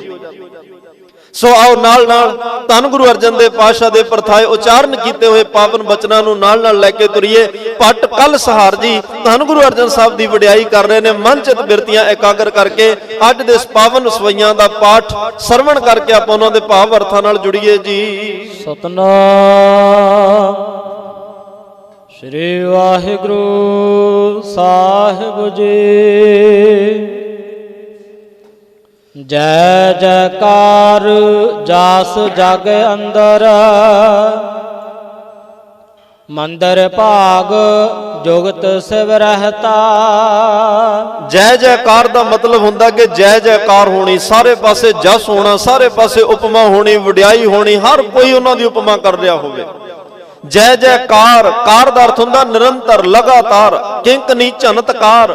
ਕਾਰ ਦਾ ਅਰਥ ਹੁੰਦਾ ਜਿਹੜੀ ਕੰਟੀਨਿਊ ਲਗਾਤਾਰ ਹੋ ਰਹੀ ਹੈ, ਵਿੱਚ ਖੜੋਤ ਨਹੀਂ ਆ ਉਹਦੇ, ਜਿਹੜੀ ਇੱਕ ਰਸ ਲਗਾਤਾਰ 24 ਘੰਟੇ ਸੁਤੇ ਸਿੱਧ ਆਪਣੇ ਆਪ ਕੋਈ ਕਾਰ ਚੱਲੀ ਜਾਵੇ, ਨਿਰੰਤਰ ਕੋਈ ਪ੍ਰਕਿਰਿਆ ਚੱਲੀ ਜਾਵੇ, ਉਹਨੂੰ ਕਾਰ ਕਿਹਾ ਜਾਂਦਾ ਹੈ। ਜਿਸ ਜਾਸ ਜਗ ਅੰਤਰ, ਜਾਸ ਦਾ ਮਤਲਬ ਹੈ ਜਿਸ ਦਾ, ਜਿਸ ਧੰਨ ਗੁਰੂ ਅਰਜਨ ਦੇਵ ਪਾਤਸ਼ਾਹ ਦਾ ਸੰਸਾਰ ਅੰਦਰ ਉਹਨਾਂ ਦੀ ਜੈ ਜੈਕਾਰ ਨਿਰੰਤਰ ਹੋ ਰਹੀ ਹੈ, ਲਗਾਤਾਰ ਹੋ ਰਹੀ ਹੈ, ਜੁਗਾਂ ਜੁਗੰਤਰਾਂ ਤੋਂ ਹੋ ਰਹੀ ਹੈ, ਆਦਿ ਕਾਲ ਤੋਂ ਹੋ ਰਹੀ ਹੈ, ਅੱਜ ਵੀ ਹੋ ਰਹੀ ਹੈ ਤੇ ਹੁੰਦੀ ਰਹਿਣੀ ਹੈ। ਜਦੋਂ ਤੱਕ ਸੰਸਾਰ ਨੇ ਰਹਿਣਾ ਉਹਨਾਂ ਦੀ ਜੈ ਜੈਕਾਰ ਹੁੰਦੀ ਰਹਿਣੀ ਹੈ। ਜਦੋਂ ਜਦੋਂ ਸੱਚਖੰਡ ਸ੍ਰੀ ਹਰਿਮੰਦਰ ਸਾਹਿਬ ਦੇ ਦਰਸ਼ਨ ਅਸੀਂ ਕਰਨੇ ਆ, ਉਦੋਂ ਗੁਰੂ ਅਰਜਨ ਦੇਵ ਪਾਤਸ਼ਾਹ ਨੂੰ ਨਮਸਕਾਰਾਂ ਹੁੰਦੀਆਂ ਹੀ ਰਹਿਣੀਆਂ ਨੇ। ਜਦੋਂ ਜਦੋਂ ਅਸੀਂ ਇਹ ਤਰਨਤਾਰਨ ਸਾਹਿਬ ਮੱਥਾ ਟੇਕਣਾ ਹੈ, ਉਦੋਂ ਧੰਨ ਗੁਰੂ ਅਰਜਨ ਦੇਵ ਪਾਤਸ਼ਾਹ ਨੂੰ ਨਮਸਕਾਰਾਂ ਹੁੰਦੀਆਂ ਹੀ ਰਹਿਣੀਆਂ। ਵੱਡੀ ਗੱਲ ਕੀ ਕਰਾਂ, ਜਦੋਂ ਸੁਖਮਨੀ ਸਾਹਿਬ ਦਾ ਅਸੀਂ ਪਾਠ ਕਰਨਾ, ਧੰਨ ਗੁਰੂ ਅਰਜਨ ਸਾਹਿਬ ਨੂੰ ਨਮਸਕਾਰਾਂ ਹੀ ਹੋਣੀਆਂ ਨੇ। ਅਸੀਂ ਉਹਨਾਂ ਦੀ ਜੈ ਜੈਕਾਰੀ ਕਰਨੀ ਆ। ਜਿਸ ਗੁਰੂ ਦਾ ਸਾਰੇ ਸੰਸਾਰ ਅੰਦਰ, ਜਗ ਅੰਦਰ ਕਿਆ ਪਟਾ ਨੇ, ਕੱਲੇ ਪੰਜਾਬ ਵਿੱਚ, ਅੰਮ੍ਰਿਤਸਰ ਵਿੱਚ, ਹਿੰਦੁਸਤਾਨ ਵਿੱਚ ਨਹੀਂ। ਗੁਰੂ ਤਾਂ ਇਹੋ ਜਿਹੀ ਹੋਵੇ ਨਾ ਜਿਹਦੀ ਸਾਰੇ ਸੰਸਾਰ ਵਿੱਚ ਜੈ ਜੈਕਾਰ ਹੋਵੇ। ਮੈਂ ਕਈ ਵਾਰ ਬੇਨਤੀ ਕਰ ਦਉਨਾ, ਅਸੀਂ ਸਿੱਖ ਘਰਾਣਿਆਂ ਵਿੱਚ ਜਨਮ ਲੈ ਕੇ ਵੀ ਪਤਾ ਨਹੀਂ ਕਿਹੜੇ ਪੀਰਾਂ ਪਿੱਛੇ ਤੁਰ ਪਏ। ਅਸੀਂ ਪੀਰਾਂ ਨੂੰ ਮੰਨਣ ਲੱਗ ਪਏ, ਚਲੋ ਜਿਹਦੇ ਹੋਣਗੇ ਉਹਨਾਂ ਨੂੰ ਸਤਿਕਾਰ ਹੈ, ਸਤਿਕਾਰਯੋਗ ਨੇ, ਪਰ ਸਾਡੇ ਤਾਂ ਘਰ ਵਿੱਚ ਹੀ ਬੜੇ ਵੱਡੇ ਪੀਰ ਨੇ। ਸਾਡੇ ਪੀਰ ਵਰਗਾ ਦੁਨੀਆ ਤੇ ਕਿਹੜਾ ਪੀਰ ਹੋਏਗਾ, ਜਿਹਨੂੰ ਭਾਈ ਗੁਰਦਾਸ ਕਹਿ ਰਿਹਾ, ਜਾਹਰ ਪੀਰ ਜਗਤ ਗੁਰ ਬਾਬਾ। ਧੰਨ ਗੁਰੂ ਨਾਨਕ ਸਾਹਿਬ, ਜਾਹਰ ਪੀਰ, ਉਹਦੇ ਵਰਗਾ ਪੀਰ ਕਿਹੜਾ ਹੋਏਗਾ ਜਿਹੜਾ ਸਾਰੇ ਜਗਤ ਦਾ ਪੀਰ ਹੈ, ਸਾਰੇ ਜਗਤ ਦਾ ਬਾਬਾ ਹੈ, ਜਿਹਨੂੰ ਸਾਰੇ ਸੰਸਾਰ ਦੇ ਲੋਕ ਨਮਸਕਾਰਾਂ ਕਰਦੇ ਆ। ਗੜ ਬਗਦਾਦ ਨਵਾਇਕ ਹੈ, ਮੱਕਾ ਕਾਬਾ ਸਭੇ ਨਵਾਇਆ, ਜਿਹਨੂੰ ਮੱਕੇ ਦੇ ਲੋਕ ਵੀ, ਕਾਬੇ ਦੇ ਲੋਕ ਵੀ, ਹਿੰਦੂ ਵੀ, ਮੁਸਲਮਾਨ ਸਾਰੇ ਨਮਸਕਾਰਾਂ ਕਰਦੇ ਆ। ਗੁਰੂ ਤਾਂ ਉਹ ਹੋਵੇ ਨਾ ਜਿਹਨੂੰ ਸਾਰੇ ਧਰਮਾਂ ਦੇ ਸਤਿਕਾਰ ਦੇਣ। ਗੁਰੂ ਨਾਨਕ ਸਾਹਿਬ ਨੂੰ ਤਿੱਬਤੀ ਵੀ ਮੰਨਦੇ ਆ, ਚੀਨ ਦੇ ਲੋਕ ਵੀ ਮੰਨਦੇ ਆ, ਜਾਪਾਨ ਦੇ ਲੋਕ ਵੀ ਮੰਨਦੇ ਆ। ਵੈਸੇ ਗੁਰੂ ਨਾਨਕ ਸਾਹਿਬ ਦਾ ਨਾਮ ਲੈਣ ਵਾਲੇ, ਜਪਣ ਵਾਲੇ, ਇੱਕ ਵਿਦਵਾਨ ਨੂੰ ਮੈਂ ਪੜਿਆ, ਉਹ ਕਹਿੰਦੇ 12 ਕਰੋੜ ਦੇ ਕਰੀਬ ਲੋਕ ਨੇ ਜਿਹੜੇ ਗੁਰੂ ਨਾਨਕ ਸਾਹਿਬ ਨੂੰ ਧਿਆਉਂਦੇ ਨੇ। ਸਾਡੀ ਗਿਣਤੀ ਵੈਸੇ 2-2.5 ਕਰੋੜ ਹੈ, ਪਰ ਉਹ 12 ਕਰੋੜ ਦਾ ਜ਼ਿਕਰ, 12 ਕਰੋੜ ਦਾ ਮਤਲਬ ਉਹ ਗੈਰ ਸਿੱਖ ਪਰਿਵਾਰਾਂ ਚੋਂ ਨੇ, ਉਹ ਵੱਖੋ ਵੱਖ ਹੋਰ ਧਰਮਾਂ ਦੇ ਵਿੱਚੋਂ ਨੇ, ਜਿਹੜੇ ਧੰਨ ਗੁਰੂ ਨਾਨਕ ਸਾਹਿਬ ਨੂੰ ਆਪਣਾ ਪੀਰ ਮੰਨ ਰਿਹਾ, ਜਗਤ ਗੁਰੂ ਮੰਨ ਰਿਹਾ। ਅੱਜ ਉਸੇ ਗੁਰੂ ਦੀ ਜੋਤ ਧੰਨ ਗੁਰੂ ਅਰਜਨ ਦੇਵ ਸਾਹਿਬ ਸੱਚੇ ਪਾਤਸ਼ਾਹ, ਜਿਨ੍ਹਾਂ ਦੀ ਸਾਰੇ ਸੰਸਾਰ ਜਗਤ ਦੇ ਅੰਦਰ ਜੈ ਜੈਕਾਰ ਹੋ ਰਹੀ ਹੈ। ਹਰ ਮਨ ਤਨ ਵਸਿਆ ਸੋਈ, ਜੈ ਜੈਕਾਰ ਕਰੇ ਸਭ ਕੋਈ। ਤੇ ਕਹਿੰਦੇ ਨੇ ਮਨ ਵਿੱਚ ਗੁਰੂ ਵਸਿਆ, ਮਨ ਵਿੱਚ ਪਰਮਾਤਮਾ ਵਸਿਆ। ਜਿਹਦੇ ਅੰਦਰ ਪਰਮਾਤਮਾ ਵਸ ਜਾਏ ਭਾਈ, ਉਹਨਾਂ ਦੀ ਤਾਂ ਫਿਰ ਸਾਰੇ ਸੰਸਾਰ ਵਿੱਚ ਜੈ ਜੈਕਾਰ ਹੁੰਦੀ ਹੋਈ ਆ। ਜਿਸ ਨੀਚ ਕੋ ਕੋਏ ਨਾ ਜਾਣੈ, ਨਾਮ ਜਪਤ ਉਹ ਚੌਕੁੰਟ ਮਾਨੈ। ਜਿਹਨੂੰ ਕੋਈ ਜਾਣਦਾ ਨਹੀਂ, ਉਹ ਨਾਮ ਦਾ ਪੱਲਾ ਫੜ ਲਏ, ਉਹ ਨਾਮ ਜਪਣ ਲੱਗ ਪਏ, ਸਾਰਾ ਸੰਸਾਰ ਜਾਣਨ ਲੱਗ ਪੈਂਦਾ। ਔਰ ਜਿਹੜੀ ਨਾਮ ਦੀ ਦਿੱਤੀ ਹੋਈ ਵਡਿਆਈ ਹੋਵੇ ਨਾ, ਜਿਹੜੀ ਨਾਮ ਦੇ ਵਿੱਚੋਂ ਮਿਲੀ ਹੋਈ ਸ਼ੋਭਾ ਹੋਵੇ, ਇਹ ਰਹਿੰਦੀ ਵੀ ਜੁਗੋ ਜੁਗ ਅਟਲ ਹੈ। ਬਸ ਹੰਕਾਰ ਨਾ ਆਵੇ ਕਿ ਇਹ ਮੇਰੀ ਕਰਕੇ ਹੋ ਰਿਹਾ। ਉੱਥੇ ਇਨਸਾਨ ਜੇ ਸੰਗਤ ਪਿਆਰ ਦੇ ਰਹੀ ਆ, ਸਤਿਕਾਰ ਦੇ ਰਹੀ ਆ, ਸੰਗਤ ਬਿਠਾਵਾਂ ਦੇ ਰਹੀ ਆ, ਸੰਗਤ ਸੁਗਾਤਾਂ ਦੇ ਰਹੀ ਆ, ਉਦੋਂ ਗੁਰੂ ਗ੍ਰੰਥ ਸਾਹਿਬ ਨੂੰ ਫਾਰਵਰਡ ਕਰੀ ਜਾਓ, ਪਾਤਸ਼ਾਹ ਇਹ ਤੇਰੀ ਕਰਕੇ ਹੋ ਰਿਹਾ। ਮੈਨੂੰ ਨੀਚ ਨੂੰ ਕੌਣ ਜਾਣਦਾ, ਮੇਰੇ ਵਰਗੇ ਤੇ ਬੜੇ ਤੁਰੇ ਫਿਰਦੇ ਆ, ਇਹ ਤੇਰੀ ਕਿਰਪਾ ਵਰਤ ਰਹੀ ਆ। ਤੂੰ ਯੋਗ ਕੀਤਾ, ਤੂੰ ਕਾਬਲ ਬਣਾਇਆ, ਤੂੰ ਸਿਰ ਤੇ ਹੱਥ ਰੱਖਿਆ, ਤਾਂ ਨਮਸਕਾਰਾਂ ਹੋ ਰਹੀਆਂ ਨੇ। ਨਹੀਂ ਇੱਥੇ ਕੌਣ ਕਿਸੇ ਨੂੰ ਸਤਿਕਾਰ ਦਿੰਦਾ, ਇਹ ਤੇਰੇ ਬਾਣੀ ਤੇ ਬਾਣੇ ਨੂੰ ਨਮਸਕਾਰਾਂ ਹੋ ਰਹੀਆਂ। ਮੰਦਰ ਭਾਗ, ਮੰਦਰ ਦਾ ਆ ਭਾਵ ਉਹਨਾਂ ਦੇ ਮਸਤਕ ਦੇ ਭਾਗ ਜਾਗ ਪਏ। ਮਸਤਕ ਦੇ ਭਾਗ ਕੀ ਹੁੰਦੇ ਆ ਜੀ? ਆ ਜਿਹੜੀ ਸਾਡੀ ਮੱਤ ਹੈ ਨਾ, ਉਹ ਸਾਡੇ ਮੱਥੇ ਵਿੱਚ ਪਈ ਹੈ, ਤੇ ਮੱਥੇ ਵਿੱਚ ਮੱਤ ਵਿੱਚ ਕੋਈ ਜਿਹੜਾ ਖਿਆਲ ਆ ਗਿਆ, ਚੰਗਾ ਖਿਆਲ ਆ ਗਿਆ, ਉਹਨੇ ਵੀ ਇੱਕ ਦਿਨ ਪ੍ਰਗਟ ਹੋ ਜਾਣਾ, ਮਾੜਾ ਖਿਆਲ ਆ ਗਿਆ, ਉਹਨੇ ਵੀ ਇੱਕ ਦਿਨ ਪ੍ਰਗਟ ਹੋ ਜਾਣਾ। ਪਰ ਧੰਨ ਗੁਰੂ ਅਰਜਨ ਦੇਵ ਪਾਤਸ਼ਾਹ ਤੁਹਾਡੇ ਮਸਤਕ ਦੇ ਭਾਗ ਜਾਗ ਪਏ ਨੇ, ਤੁਹਾਡੇ ਮਸਤਕ ਦੇ ਭਾਗ ਚੰਗੇ ਨੇ। ਜੁਗਤ ਭਾਵ ਤੁਸੀਂ ਜੁੜ ਗਏ ਹੋ ਕਿਹਦੇ ਨਾਲ? ਸ਼ਿਵ ਰਹਿਤਾ, ਸ਼ਿਵ ਦਾ ਅਰਥ ਹੁੰਦਾ ਪਰਮਾਤਮਾ। ਧੰਨ ਗੁਰੂ ਅਰਜਨ ਦੇਵ ਪਾਤਸ਼ਾਹ ਤੁਹਾਡੇ ਵੱਡੇ ਭਾਗ, ਮਸਤਕ ਦੇ ਭਾਗ ਜਾਗ ਪਏ ਨੇ। ਤੁਸੀਂ ਉਸ ਅਕਾਲ ਪੁਰਖ ਵਾਹਿਗੁਰੂ ਪਰਮਾਤਮਾ ਦੇ ਨਾਲ ਜੁੜ ਚੁੱਕੇ ਹੋ, ਤੁਹਾਡੀ ਮੱਤ ਵਿੱਚ ਪਰਮਾਤਮਾ ਵਸ ਚੁੱਕਿਆ ਹੈ, ਤੁਹਾਡੇ ਹਿਰਦੇ ਵਿੱਚ ਗੁਰੂ ਪਰਮਾਤਮਾ ਵਸ ਚੁੱਕਿਆ ਹੈ। ਗੁਰੂ ਪਰਮਾਤਮਾ ਵਸਣ ਕਰਕੇ ਹੀ ਅੱਜ ਸਾਰਾ ਸੰਸਾਰ ਤੁਹਾਡੀ ਜੈ ਜੈਕਾਰ ਕਰ ਰਿਹਾ ਹੈ। ਗੁਰ ਪੂਰਾ ਪਾਇਓ ਵੱਡ ਭਾਗੀ, ਲਿਵ ਲਾਗੀ ਮੇਦਨ ਭਰ ਸਹਤਾ। ਗੁਰ ਪੂਰਾ ਪਾਇਓ ਵੱਡ ਭਾਗੀ, ਵੱਡਿਆਂ ਭਾਗਾਂ ਕਰਕੇ ਜੇ ਮੱਤ ਵਿੱਚ ਗੁਰੂ ਵਸਿਆ ਸੀ, ਮੱਥੇ ਦੇ ਭਾਗ ਜਾਗੇ, ਵੱਡੇ ਭਾਗ ਆਏ ਤਾਂ ਹੀ ਗੁਰੂ ਮਿਲਿਆ ਨਾ। ਪੂਰਾ ਗੁਰੂ ਕੌਣ ਮਿਲਿਆ? ਧੰਨ ਧੰਨ ਸਾਹਿਬ ਸ੍ਰੀ ਗੁਰੂ ਰਾਮਦਾਸ ਪਾਤਸ਼ਾਹ। ਧੰਨ ਧੰਨ ਰਾਮਦਾਸ ਗੁਰ ਜਿਨ ਸਿਰਿਆ ਤਨੇ ਸਵਾਰਿਆ। ਪੂਰਾ ਗੁਰੂ ਕੌਣ ਮਿਲਿਆ? ਸਭ ਤੇ ਵੱਡਾ ਸਤਿਗੁਰ ਨਾਨਕ ਜਿਨ ਕਲ ਰਾਖੀ ਮੇਰੀ। ਧੰਨ ਗੁਰੂ ਨਾਨਕ ਸਾਹਿਬ ਦੀ ਜੋਤ ਹੈ, ਜਿਹੜੇ ਸਾਰਿਆਂ ਤੋਂ ਵੱਡੇ ਨੇ। ਉਹ ਵੱਡੇ ਗੁਰੂ ਧੰਨ ਗੁਰੂ ਰਾਮਦਾਸ ਪਾਤਸ਼ਾਹ ਗੁਰੂ ਅਰਜਨ ਸਾਹਿਬ ਨੂੰ ਮਿਲੇ, ਵੱਡਿਆਂ ਭਾਗਾਂ ਕਰਕੇ ਮਿਲੇ। ਗੁਰੂ ਅਰਜਨ ਸਾਹਿਬ ਤੁਸੀਂ ਵੱਡਿਆਂ ਭਾਗਾਂ ਵਾਲੇ ਹੋ, ਜਿਨ੍ਹਾਂ ਨੂੰ ਪੂਰਾ ਗੁਰੂ ਮਿਲ ਗਿਆ। ਗੁਰ ਪੂਰਾ ਪਾਇਓ ਵੱਡ ਭਾਗੀ, ਲਿਵ ਲਾਗੀ ਮੇਦਨ ਭਰ ਸਹਿਤਾ। ਕਹਿੰਦੇ ਨੇ ਪੂਰੇ ਗੁਰੂ ਨੇ ਤੁਹਾਨੂੰ ਫਿਰ ਪਰਮਾਤਮਾ ਦਾ ਨਾਮ ਦਿੱਤਾ, ਉਸ ਪਰਮਾਤਮਾ ਦਾ ਨਾਮ ਦਿੱਤਾ ਜਿਹੜਾ ਸਾਰੀ ਧਰਤੀ, ਮੇਦਨ ਦਾ ਅਰਥ ਹੁੰਦਾ ਹੈ ਧਰਤੀ, ਜਿਹੜਾ ਸਾਰੀ ਧਰਤੀ ਦਾ ਭਾਰ ਸਹਿ ਰਿਹਾ ਹੈ, ਜਿਹੜਾ ਸਾਰੀ ਧਰਤੀ ਨੂੰ ਆਪਣੇ ਨਾਮ ਦੀ ਬਰਕਤ ਨਾਲ ਟਿਕਾ ਕੇ ਜਿਹਨੇ ਰੱਖਿਆ ਹੋਇਆ ਹੈ, ਉਸ ਧਰਤੀ ਦੇ ਮਾਲਕ, ਧਰਤੀ ਦਾ ਭਾਰ ਝੱਲਣ ਵਾਲੇ ਮਾਲਕ ਪਰਮਾਤਮਾ ਦੇ ਨਾਮ ਨਾਲ ਤੁਸੀਂ ਜੁੜ ਗਏ। ਉਹ ਨਾਮ ਤੁਹਾਡੇ ਹਿਰਦੇ ਵਿੱਚ ਉਹ ਪਰਮਾਤਮਾ ਵਸ ਗਿਆ, ਤੇ ਉਸ ਵੱਡਿਆਂ ਭਾਗਾਂ ਨੇ ਤੁਹਾਨੂੰ ਗੁਰੂ ਮਿਲਾ ਦਿੱਤਾ, ਗੁਰੂ ਨੇ ਪਰਮਾਤਮਾ ਨਾਲ ਜੋੜ ਦਿੱਤਾ ਹੈ। ਭੈ ਭੰਜਨ ਪਰ ਪੀਰ ਨਿਵਾਰਨ, ਕਲ ਸਹਾਰ ਤੋਹਿ ਜਸ ਵਕਤਾ। ਭੈ ਭੰਜਨ ਭਾਵ ਕੇ ਸਾਰੇ ਡਰ ਤੁਸੀਂ ਖਤਮ ਕਰਨ ਵਾਲੇ ਹੋ। ਕੱਲ ਮੈਂ ਬੜੀ ਵਿਸਥਾਰ ਚ ਬੇਨਤੀ ਕੀਤੀ ਸੀ ਵੀ ਡਰ ਕਿੰਨੇ ਨੇ ਸਾਡੇ ਮਨ ਚ।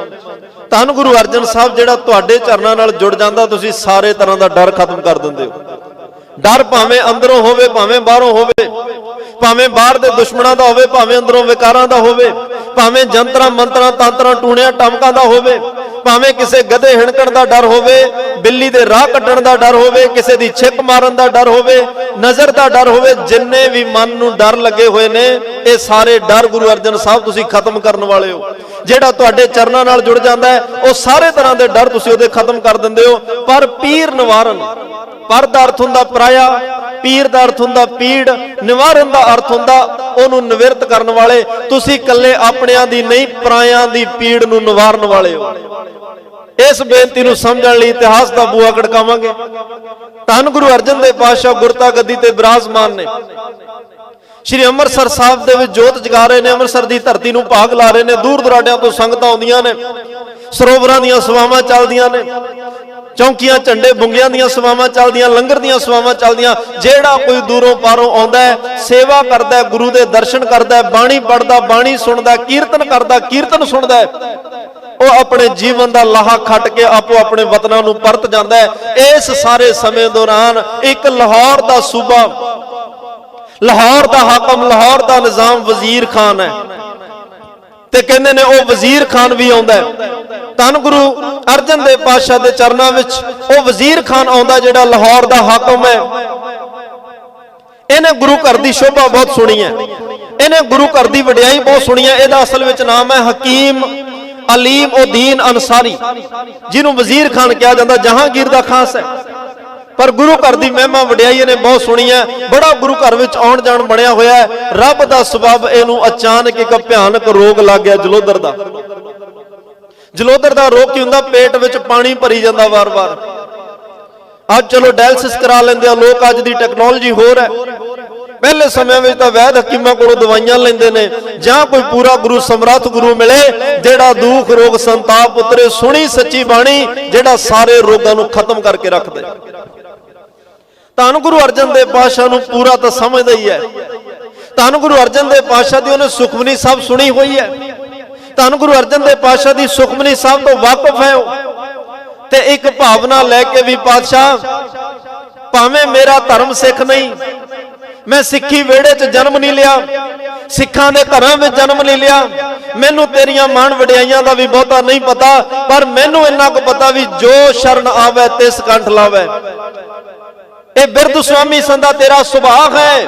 ਕਿਸੇ ਵੀ ਧਰਮ ਦੇਸ਼ ਮਜ਼ਹਬ ਦਾ ਇਨਸਾਨ ਆ ਜਾਏ, ਤੂੰ ਬਿਨਾਂ ਕਿਸੇ ਧਰਮ ਜਾਤ ਮਜ਼ਹਬ ਦੇ ਵਖਰੇਵਿਆਂ ਤੋਂ ਉੱਚਾ ਉੱਠ ਕੇ ਉਹਨੂੰ ਆਪਣੇ ਗਲ ਲਾ ਲੈਣਾ, ਉਹਨੂੰ ਆਪਣੇ ਸੀਨੇ ਨਾਲ ਲਾ ਲੈਣਾ। ਮੇਰਾ ਭਰੋਸਾ ਉਸ ਵੇਲੇ ਪੂਰਾ ਵੱਜ ਗਿਆ ਸੀ ਜਦੋਂ ਤੂੰ ਹਰਮੰਦਰ ਸਾਹਿਬ ਦੀ ਨੀਂਹ ਇੱਕ ਮੁਸਲਮਾਨ ਮੀਆਂ ਮੀਰ ਤੋਂ ਰਖਾਈ ਹੈ। ਇੱਕ ਭਾਵਨਾ ਲੈ ਕੇ ਆਇਆ, ਪੇਟ ਫੁੱਲਿਆ ਹੋਇਆ, ਨਾਲ ਨੌਕਰ ਚਾਕਰ ਸਿਪਾਹੀ ਆਲਮ ਪਾਲਕੀ 'ਚ ਬੈਠ ਕੇ ਆਇਆ। ਪਰ ਜਦੋਂ ਦਰਬਾਰ ਸਾਹਿਬ ਦੀ ਜੂਹ 'ਚ ਵੜਿਆ, ਉਦੋਂ ਨੰਗੇ ਪੈਰੀ ਤੁਰ ਕੇ ਆ ਰਿਹਾ। ਜਦੋਂ ਲੈਣ ਜਾਣਾ ਹੋਵੇ ਉਦੋਂ ਦਾਸ ਬਣ ਕੇ ਜਾਣਾ ਪੈਂਦਾ, ਗਰੀਬ ਮਸਕੀਨ ਬਣ ਕੇ ਜਾਣਾ ਪੈਂਦਾ, ਨਿਮਰਤਾ ਜਾਣਾ ਪੈਂਦਾ। ਤਾਂ ਜਦੋਂ ਗਿਆ, ਬੇਨਤੀ ਕੀਤੀ, ਸਤਿਗੁਰੂ ਸੱਚੇ ਪਾਤਸ਼ਾਹ, ਤੇਰਾ ਘਰ, ਤੇਰਾ ਦਰ ਵੱਡੇ ਵੱਡੇ ਦੁੱਖਾਂ ਨੂੰ ਖਤਮ ਕਰਨ ਦੀ ਸਮਰੱਥਾ ਰੱਖਦਾ ਹੈ। ਤੇਰੇ ਘਰ ਵਿੱਚ ਅਲੌਕਿਕ ਕ੍ਰਿਸ਼ਮੇ ਵਰਤਦੇ ਨੇ। ਤੇਰੇ ਘਰ ਵਿੱਚ ਤਾਂ ਤ੍ਰਿਸ਼ਨਾ ਤੇ ਹਉਮੈ ਵਰਗੇ ਇਲਾਜ ਬਿਮਾਰੀਆਂ ਉਹ ਠੀਕ ਹੋ ਜਾਂਦੀਆਂ ਨੇ। ਤੇਰੇ ਘਰ ਵਿੱਚ ਜੀਵਨ ਦੀਆਂ ਦਾਤਾਂ ਮਿਲਦੀਆਂ ਨੇ। ਗੁਰੂ ਅਰਜਨ ਸਾਹਿਬ, ਤੇਰੇ ਘਰ ਵਿੱਚ ਜੀਵਨ ਮੁਕਤੀ ਮਿਲਦੀ ਹੈ। ਤੇਰੇ ਘਰ ਵਿੱਚ ਜ਼ਿੰਦਗੀਆਂ ਮਿਲਦੀਆਂ ਨੇ। ਤੇਰੇ ਘਰ ਵਿੱਚੋਂ ਜ਼ਿੰਦਗੀ ਦਾ, ਦੁਨੀਆ ਦਾ ਹਰ ਸੁੱਖ ਮਿਲਦਾ ਹੈ। ਉਹਨਾਂ ਦਾਤਾਂ ਲੈਣ ਵਾਲਿਆਂ ਵਿੱਚੋਂ ਇੱਕ ਵਜ਼ੀਰ ਖਾਨ ਵੀ ਤੇਰੇ ਘਰ ਵਿੱਚ ਆਇਆ ਹੈ। ਅੱਜ ਜਲੋਤਰ ਦਾ ਭਿਆਨਕ ਰੋਗ ਲੱਗਿਆ, ਦਿਨ ਰਾਤ ਮੈਨੂੰ ਤੰਗ ਕਰਦਾ ਹੈ। ਮੈਂ ਤੇਰੇ ਘਰ ਦੀ ਸੁਖਮਨੀ ਸਾਹਿਬ ਨੂੰ ਸੁਣਿਆ, ਮੈਂ ਤੇਰੀ ਬਾਣੀ ਨੂੰ ਕਿਤੇ ਨਾ ਕਿਤੇ ਸੁਣਿਆ ਹੋਇਆ। ਮੈਨੂੰ ਪਤਾ ਲੱਗਿਆ, ਬਾਣੀ ਪੜਨ ਵਾਲੇ, ਬਾਣੀ ਸੁਣਨ ਵਾਲੇ, ਬਾਣੀ ਤੇ ਭਰੋਸਾ ਰੱਖਣ ਵਾਲਿਆਂ ਨੂੰ ਕੋਈ ਵੀ ਰੋਗ ਹੋਵੇ, ਸਤਿਗੁਰੂ ਉਹ ਰੋਗ ਕੱਟ ਦਿੰਦੇ ਆ। ਕਿਸੇ ਤਰ੍ਹਾਂ ਦਾ ਵੀ ਰੋਗ ਹੋਵੇ, ਉਹ ਰੋਗਾਂ ਦੀ ਨਿਵਰਤੀ ਹੋ ਜਾਂਦੀ ਹੈ। ਸਤਿਗੁਰੂ, ਮੈਨੂੰ ਸੁਖਮਨੀ ਸਾਹਿਬ ਪੜ੍ਹਨੀ ਨਹੀਂ ਆਉਂਦੀ, ਮੈਂ ਸਿਰਫ ਸੁਣ ਸਕਦਾ। ਬਸ ਅੱਜ ਤੇਰੇ ਚਰਨਾਂ 'ਚ ਆਇਆ, ਮੇਰਾ ਆ ਰੋਗ ਹਮੇਸ਼ਾ ਲਈ ਕੱਟ ਕੇ ਮੈਨੂੰ ਨਾਮ ਦੀ ਦਾਤ ਦੇ ਦਿਓ, ਮੈਨੂੰ ਸੁਖਮਨੀ ਸਾਹਿਬ ਦੀ ਦਾਤ ਦੇ ਦਿਓ, ਮੈਨੂੰ ਸਿਮਰਨ ਦੀ ਦਾਤ ਦੇ ਦਿਓ, ਮੈਨੂੰ ਸੇਵਾ ਦੀ ਦਾਤ ਦੇ ਦਿਓ, ਤਾਂ ਕਿ ਮੈਂ ਵੀ ਤੇਰੇ ਚਰਨਾਂ ਨਾਲ ਜੁੜ ਕੇ ਆਪਣਾ ਜੀਵਨ ਸਫਲ ਕਰ ਜਾ। ਧੰਨ ਗੁਰੂ ਅਰਜਨ ਦੇਵ ਪਾਤਸ਼ਾਹ ਨੇ ਸੁਣਿਆ, ਸੱਚੇ ਸੁਣਿਆ, ਕੰਨ ਲਾ ਕੇ ਸੁਣਿਆ।